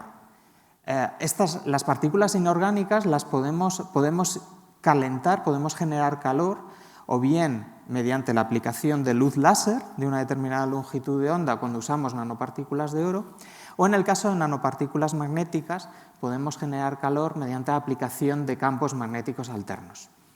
Esto es conocido y se usa en terapia frente al cáncer, es lo que se denomina hipertermia magnética, pero nosotros no queremos calentar toda la célula, estamos utilizando el calor local inducido por estas nanopartículas para inducir efectos. Conseguimos demostrar que este calor local inducido se producía y pudimos incluso medir la temperatura hace unos años usando cadenas de ácidos nucleicos con Marita, con el grupo de Marita ya hace unos años. Trabajamos en partículas mesoporosas que contenían nanopartículas magnéticas y doxorubicina, el principio activo que Monse nos explicó al principio, que estaban contenidas en estas partículas, y usando un polímero que permitían abrir los poros de estas partículas mesoporosas cuando las partículas magnéticas del interior de estos compuestos mixtos se calentaban, se producía la liberación de esta doxorubicina y, como digo, este calentamiento local nos permitía producir el release, la liberación del principio activo de la doxorubicina donde nosotros queríamos. De hecho, conseguimos en un experimento in vivo demostrar que solo en presencia de las partículas magnéticas conteniendo doxorubicina y con aplicación de campo magnético alterno podíamos disminuir el tamaño del tumor en los animales que se trataban de esa manera. Si no aplicábamos el campo magnético alterno, eso no ocurría. Actualmente, ¿qué estamos haciendo? Estamos haciendo cosas muy variadas, usando este calor alterno. Estamos incorporando nanopartículas a la superficie de células, a la membrana de células vivas, usando química bioortogonal. Usamos los azúcares que las células metabolizan para introducir grupos funcionales en la superficie de estas células y después inmovilizar sobre ellas partículas magnéticas y generar poros de una manera muy controlada, o inmovilizando enzimas termófilas, enzimas que trabajan a temperaturas altas sobre la superficie en nanopartículas magnéticas, somos capaces de transformar un profármaco que no es tóxico en un fármaco que sí es activo frente a cáncer, y de esta manera, controlando dónde aplicamos el campo, es donde aplicamos la generación de ese fármaco, de ese principio activo frente al cáncer. En el caso de nanopartículas de oro, como digo, el cambio para la generación de calor viene de cómo estimulamos esas nanopartículas.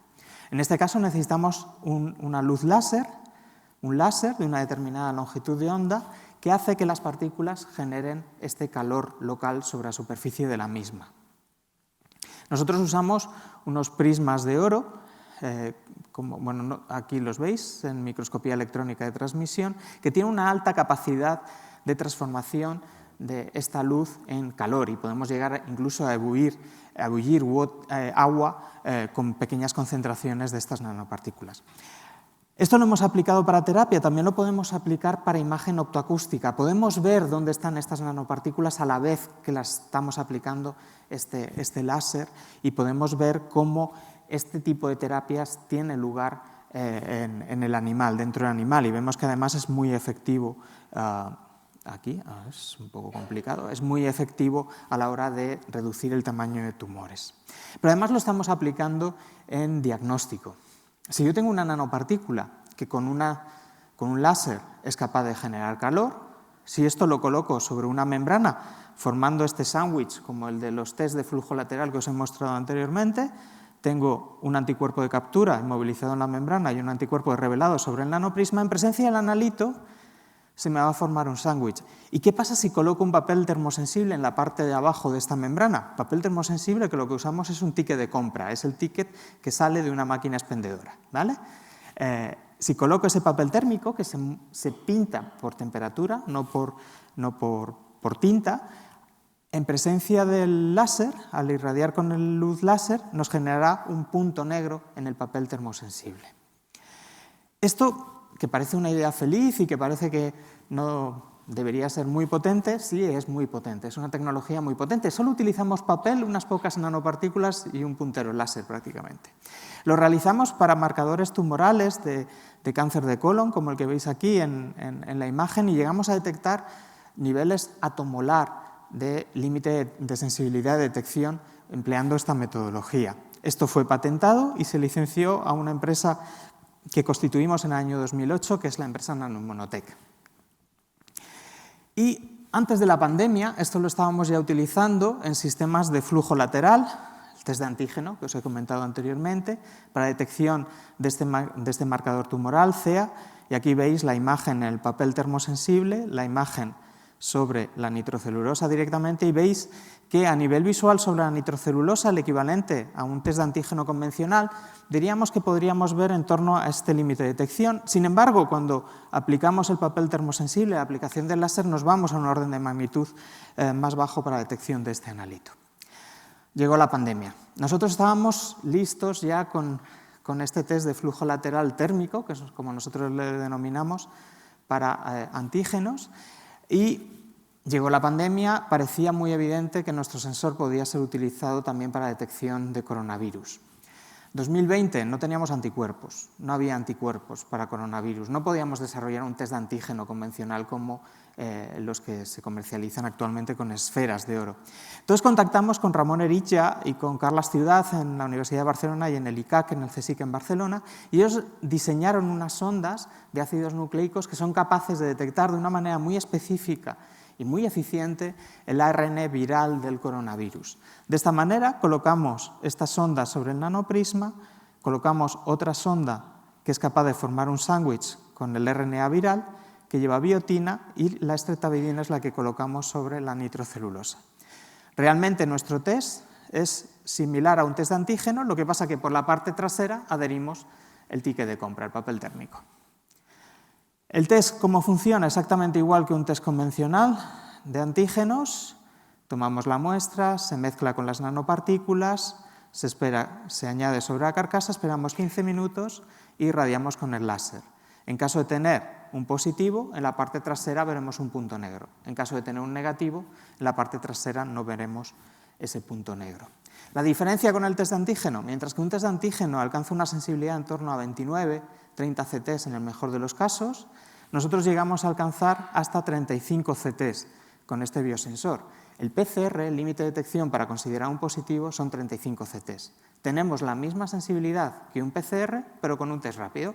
Mientras que el PCR viene a costar 50, 60 euros, el coste de nuestro test está en céntimos, similar al de un test de antígeno.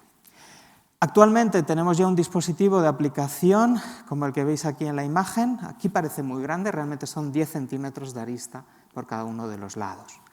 Y esto además nos permite, hemos testado más de 150 muestras, tenemos una tasa de éxito del 98% con este tipo de test y actualmente pues estamos extendiéndolo a otras muestras, lo estamos extendiendo a influenza, a gripe, ya lo tenemos prácticamente acabado, virus sincitial, estamos extendiéndonos también a bacterias y creemos que el potencial que tiene en el campo del diagnóstico es muy elevado con un sistema extremadamente sencillo. Agradecer a mi grupo de investigación en Zaragoza, a todos los colaboradores con los que trabajamos y a vosotros por vuestra atención. Gracias.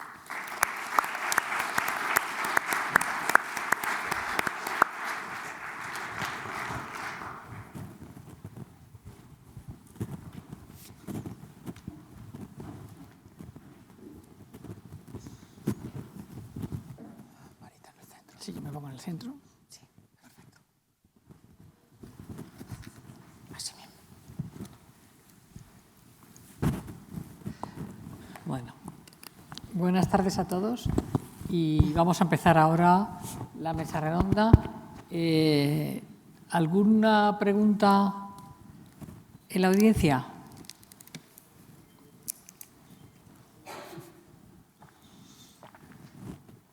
Ninguna, ¿no? Es que no sé si con la luz lo veo o no lo veo. No seáis tímidos. No se distingue. Bueno, pues entonces vamos entre nosotros, si queréis, haceros alguna pregunta o queréis que la haga yo. ¿Alguno de vosotros quiere preguntar algo? Puedes empezar si quieres, ¿no? Sí. Bueno. Yo la primera pregunta que quería hacer es ¿por qué creéis vosotros que a pesar de pues la gran cantidad de investigaciones que se llevan a cabo y que se han llevado a cabo y actualmente muchísima gente está trabajando en nanomedicina, ¿por qué hay tan pocas medicinas en el mercado? No sé quién lo quiere contestar de los cuatro. Bien. Bueno, yo puedo dar un poco mi aportación, que quizás luego puede ser complementada con alguna opinión adicional, pero uno de los problemas básicos que se ha encontrado la nanomedicina hasta ahora, están empezando a cambiar las cosas, es primero que no hay una regulatoria específica para la nanomedicina. Es decir, cada vez que se ha presentado una nanomedicina en una agencia reguladora, se ha tenido que ir siguiendo los protocolos de fármacos clásicos, convencionales, y la nanotecnología funciona un tanto diferente, con lo cual han encontrado muchos problemas. Eso ya se ha mirado y la FDA ya se ha creado un departamento especial para poder analizar nanomedicinas, pero eso fue uno de los primeros problemas y a eso hay que sumarle quizás otro tipo de, además de la regulatoria, quizás el escalado. Es siempre complicado el escalar nanopartículas y hace que sea todo mucho más costoso y bueno, el tener que luchar contra esa serie de barreras que bueno, hace que haya que esperar mucho tiempo y dedicarle muchos recursos, mucha financiación hasta poder empezar a ver resultados. No sé si... Sí, yo, bueno, totalmente de acuerdo, ¿no? Creo que hay dos cosas claves, ¿no? Primero es cuánto nos cuesta, ¿no?, el desarrollo, los que estamos aquí, y por otro lado es cómo lo ven los de fuera, que sería la parte regulatoria, ¿no? Primero, a nivel... O sea, también habías hablado del tiempo, ¿no?, que se lleva para llevar al mercado. Pero en cuanto hacemos algo, hacemos las nanopartículas en el laboratorio, efectivamente después tiene que haber un escalado, tiene que haber unas pruebas GMP que ya no están en nuestras manos, que ya para llevar algo a la clínica no puede ser nuestra nanopartícula, ¿no? que María Vallet está haciendo en el laboratorio, Samuel Sánchez, sino que tienes que subcontratar una empresa que tenga todo el sello GMP, que esté todo regulado, y eso te cuesta millones. Y por otro lado vas a fuentes públicas y te están dando cientos de miles de euros. Entonces ya vemos que para empezar, ¿no? hay 1 o 2 órdenes de magnitud de diferencia, por lo tanto lo que tienes que hacer es buscarte financiación que ayude a hacer el match ¿no? entre cuánto me costaría hacer una nanopartícula que el día de mañana se pueda poner dentro del ser humano. Y hasta que no tengas esta financiación, y por eso, por ejemplo, hemos hablado de hacer empresas, startups, spin-off que te ayuden de alguna forma a convencer a alguien privado que ponga el dinero, pero o también centros de investigación que atraigan esta financiación. Y segundo, la regulatoria que tiene que cambiar. Y aquí tenemos el caso, se ha hablado mucho del COVID, ¿no? O sea, yo hablaba, por ejemplo, nosotros nos tardamos 1 año en conseguir el comité de ética para poner nanopartículas dentro de un ratón, y aquí en semanas, meses ya todo se ha hecho para acelerar ese proceso. Entonces, yo creo que eso ha sido un cambio de mentalidad que la FDA en Estados Unidos y la EMA, imagino que en Europa está cambiando también. Acelerar, no poner tantas trabas burocráticas para que algo que realmente va a ayudar a la sociedad, ¿no? pueda llegar ahí. Entonces, si hay el matching de todo esto junto, ojalá pasemos de los que decías de 13 a 100, ¿no? a cientos de pruebas, como mínimo ensayos clínicos, eso es lo que tendría que haber. Hablando de toda la regulación, hace 9 días, supongo que habéis visto la noticia de la FDA, que pues ahora la FDA dice que no es necesario hacer ensayos en animales para que un fármaco esté aprobado. Entonces, claro, esto realmente supone un cambio de paradigma tremendo, ¿no? Porque hasta ahora, ¿cómo lo veis vosotros eso? Yo creo que va a ser muy difícil eliminar los animales, porque a todos nos ha pasado que de una experimentación in vitro... Es verdad que quizás la experimentación in vitro, como la diseñamos en los laboratorios, no tiene un diseño demasiado racional para sustituir completamente a los animales. Pero hay muchos casos que se caen, muchas formulaciones que se caen en la experimentación in vivo. Todo funciona muy bien in vitro, pero cuando das el salto in vivo la cosa no funciona tan bien. Y ya sin decir cuando pasas de un animal a otro tipo de animal. O sea, eso también puede cambiar. Yo no sé, yo creo que va a ser difícil prescindir de la experimentación animal completamente. Sí, lo que pasa es que también se están matando muchos animales, ¿no?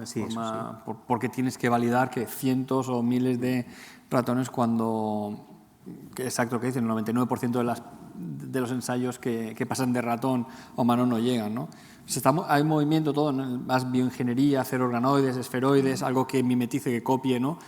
algunas partes, pero por otro lado estoy de acuerdo con esta controversia de decir, vale, en riñón, ¿no? Puedo mimetizar todo en el laboratorio, pero no solo eso, si yo lo pongo de vía sistémica, la nanopartícula no solo va a ir al riñón, sino que va a pasar qué pasa con mi organismo, ¿no? Con el sistema inmune, etcétera, ¿no? Y si va a otro lado, ahí no lo puedo copiar. Entonces, yo creo que es un periodo, va a durar unos años, no se van a eliminar los ensayos en animales, pero bueno, creo que va a haber una transición, ¿no? De hacer menos para que justo aceleremos esto, ¿no?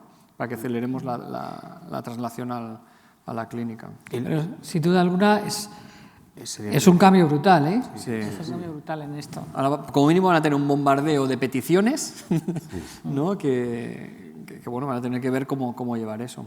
Pero ahí yo creo que la modelización y la inteligencia artificial nos puede ayudar mucho a hacer una predicción de cómo una formulación puede funcionar.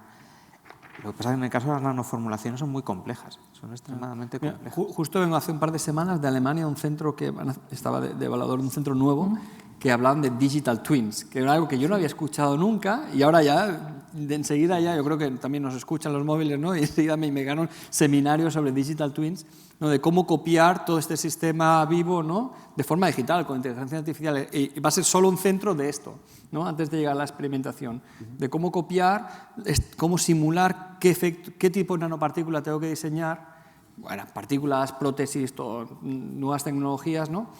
Pero antes de llegar y no tener que hacer ningún experimento. Todo, ¿no? Puedes poner todos los parámetros de cómo te va a afectar. Yo creo que quizás la notificación que ha dado la FDA ahora de intentar usar o no usar animales, usar menos animales, va un poco por ahí, tratar de motivar que la investigación, en vez de probar el in vivo, con cualquier composición que tengas, cualquier primera prueba que quieras hacer, el intentar exprimir todas las pruebas preliminares e ir al in vivo nada más que ya con la que pienses tú que puede llegar al mercado. Sí, yo considero que sobre todo van pues a fomentar que el diseño de los experimentos sea más óptimo antes de tener que recurrir al in vivo. Sobre todo con ratones donde 9 de cada 10 ensayos luego no son representativos, entonces luego no se puede trasladar.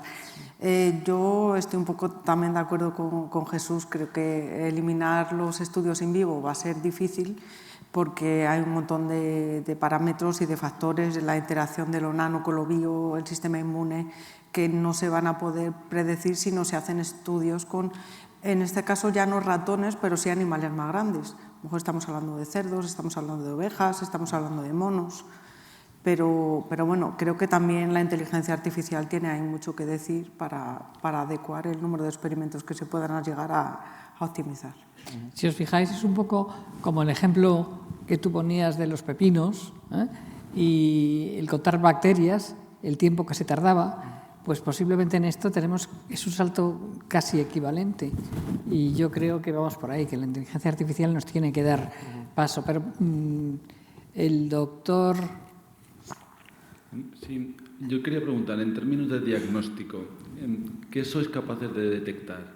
O qué es posible detectar.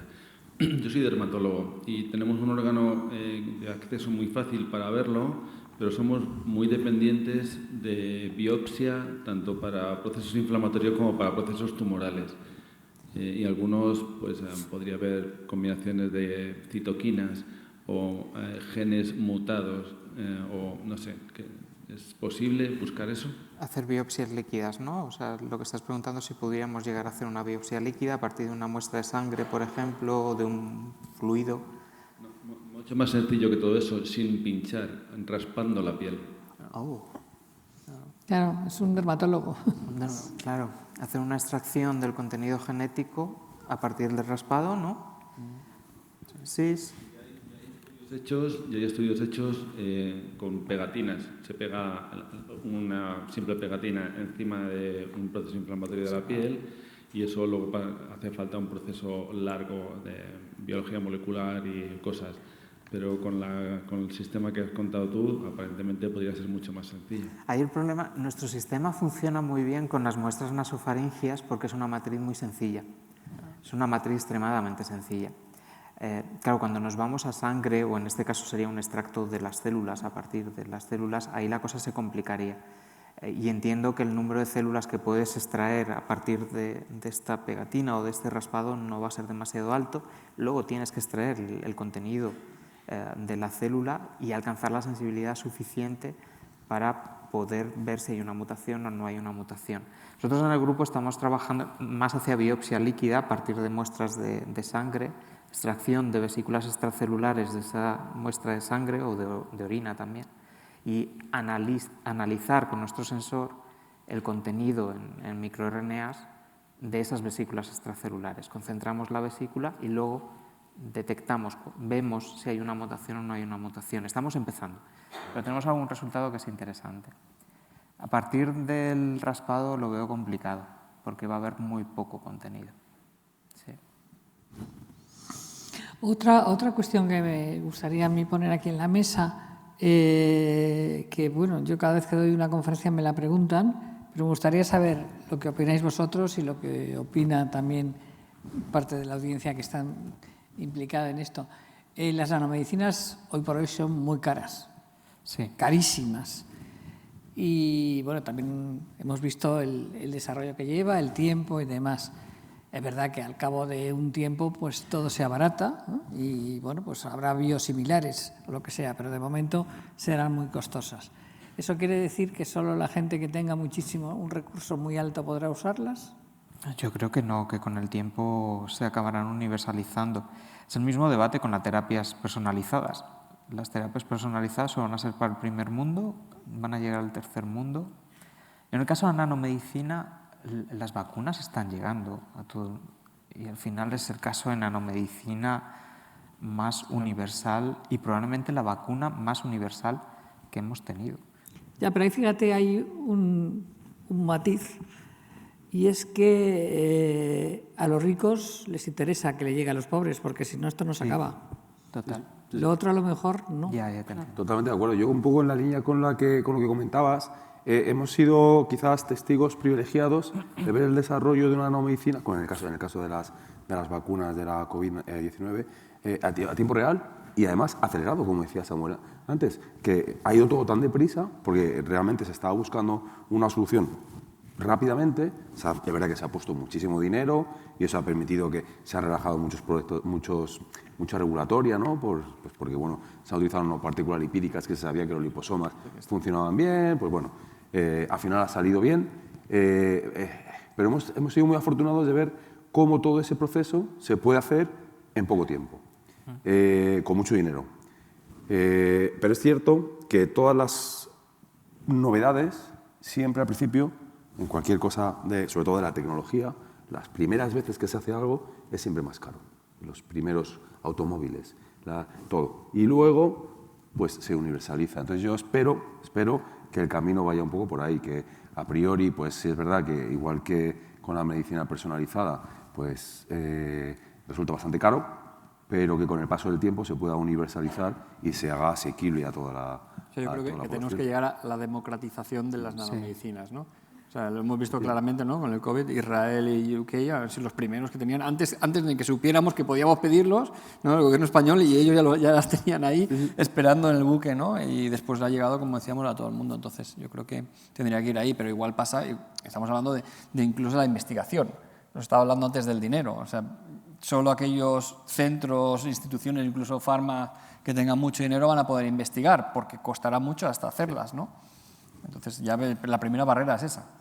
Sí, bueno, y luego ya habrá una patente. Exacto. Y habrá un tiempo y habrá a partir de ahí un biosimilar, y que son los genéricos en los fármacos normales, y entonces se llegará a todo el mundo. Lo que pasa es que, claro, los tiempos no solo es el tiempo de lo que tarda en llegar esa nanomedicina al paciente, sino a eso luego habrá que añadirle pues el tiempo de la patente. Hace que hablas de las conferencias, también cuando me preguntan esto, yo digo, mira, la sílica, o sea, al final, decimos, las farmas son las que están poniendo mucho dinero y quieren ganar mucho dinero, ¿no?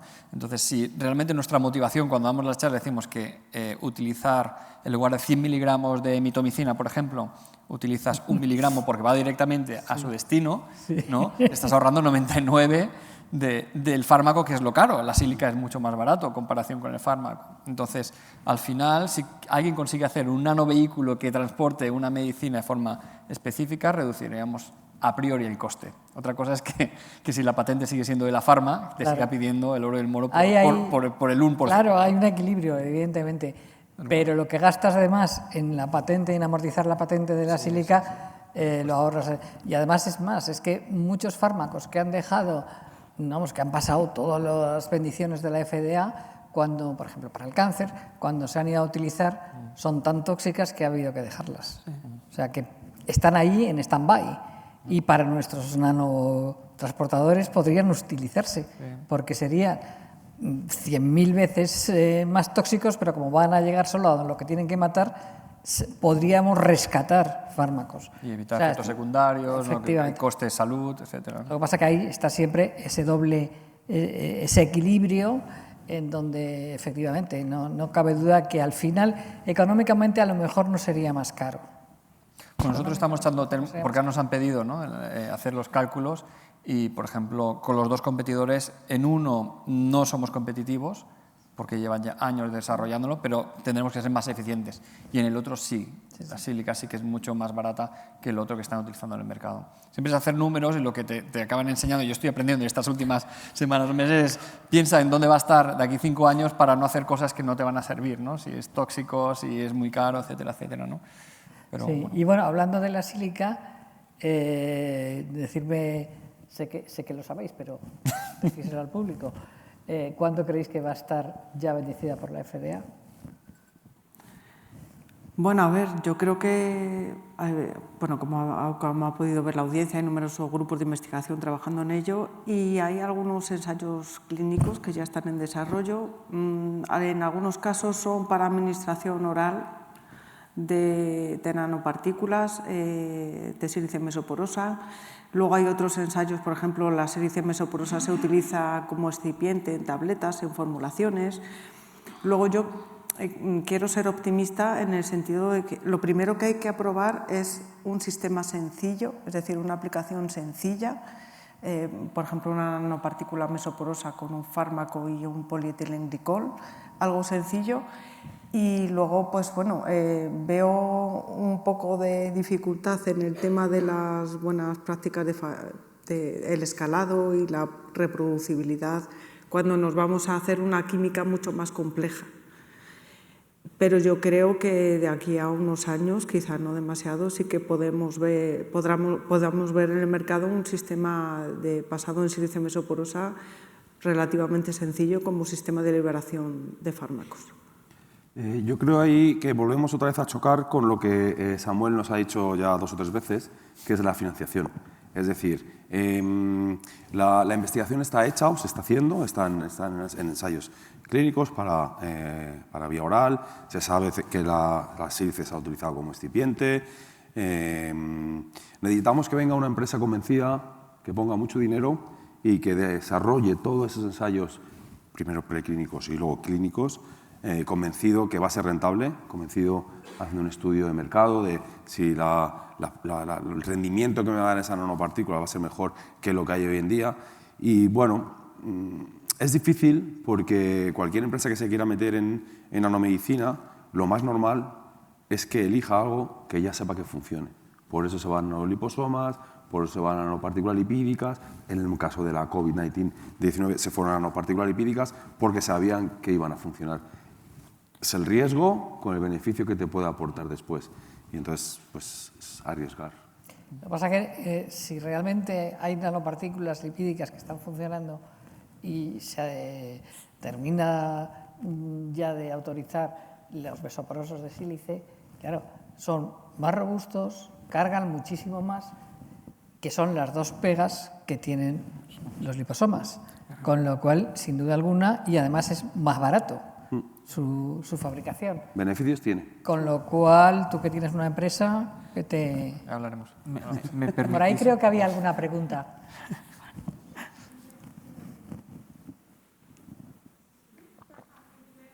No se oye. Nada. Hola, ahora sí. Ahora sí. En primer lugar, gracias por todas las presentaciones. Y tenía una duda acerca de las nanopartículas que están cubiertas de enzimas, como se ha mencionado la ureasa, la colagenasa. ¿Cómo se impide que estas también hagan daño a tejidos sanos, no solo a las células tumorales? Bueno, las nuestras con la ureasa las inyectamos intravesicalmente directamente en la vejiga. Hemos visto que, como hablaba antes, ¿no?, la interacción con la urea cambia el pH y primero no tenemos fármaco dentro que vaya a dañar. Cuando le ponemos el fármaco vemos que el hecho de moverse, es que podemos poner muchas cosas en la partícula, no me quiero liar tampoco, ¿no? O sea, podemos poner un anticuerpo específico que se llama anti-FGFR3 que targetea las células tumorales, ¿sí? En el vídeo que os he mostrado, de hecho, lo que es súper sorprendente para nosotros es que sin tener el anticuerpo ni siquiera, solo interactúan con la matriz extracelular del tumor, no con la pared sana, ¿sí? Llegará allí, pero no se acumula ahí. No hay esa reacción química que cambie la viscosidad y haga que penetre, ¿sí? Bueno, pero podemos funcionalizar con cualquier cosa que queramos. Sí que se suele utilizar anticuerpos para que haga un targeting más específico, ¿no? ¿Y con la colagenasa? Sí, en el caso de las nanocápsulas de colagenasa, bueno, para empezar no he entrado en detalle, pero son unas nanocápsulas poliméricas que protegen la colagenasa porque si no se estaría degradando o podría interaccionar con tejidos que no queremos. Entonces, bueno, esas nanocápsulas de colagenasa poliméricas se degradan cuando se encuentran con el entorno ácido del entorno tumoral, en la masa del tumor, ¿vale? Y luego, en cuanto al fármaco, pues precisamente en lo que he mostrado, en la investigación que he mostrado, No es una nanopartícula de sílice mesoporosa sencilla, sino que está recubierta, es una protocel, como lo llaman, como un prototipo celular, donde tiene una bicapa lipídica, como una membrana celular, que la recubre y que eso a su vez, aparte de favorecer la biocompatibilidad de la misma, pues además está actuando impidiendo que el fármaco que está en el interior de los poros se libere hasta que se produzca la fusión de esa membrana con la membrana celular de la célula tumoral. O sea que son sistemas pensados e ideados para proteger, para que lleguen a la diana y sean allí donde efectúen su acción. ¿Alguna otra pregunta en el auditorio?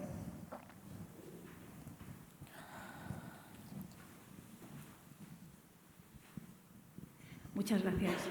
He oído que un problema para que los nanofármacos lleguen al mercado es la falta de regulación sobre este tipo de materiales. Y mi pregunta era que he leído que la posible falta de regulación de estos materiales es que, a pesar de haber muchísimos estudios sobre su toxicidad, no hay conclusiones claras muchas veces sobre este campo, sobre ecotoxicidad.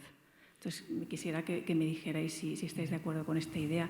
Y quería hacer solo otra cuestión, es que nos dijerais España cómo se encuentra a nivel de investigación en este tipo de materiales. ¿Quién quiere contestar? A ver, nosotros ahora, además de Nanoimmunotec, acabamos de generar otra empresa que se llama Phoenix, y lo que pretende es dar respuesta global al desarrollo de nanoformulaciones, desde la producción y escalado bajo GMP hasta ayudar a empresas o grupos de investigación pequeñas a afrontar fases regulatorias, preparar los dossiers para ir a la EMA. En muchas ocasiones, preparar estos dosieres no son tan complicados para las nanoformulaciones como pudieran parecer para otras formulaciones. En muchos casos, la partícula actúa como un excipiente y no tiene una actividad mayor. Con respecto a la ecotoxicidad, es muy difícil evaluarla y es muy costosa. Yo creo que no es el principal problema por el que no están saliendo formulaciones al mercado. Creo que es un aspecto a tener en cuenta, pero creo que no es el principal.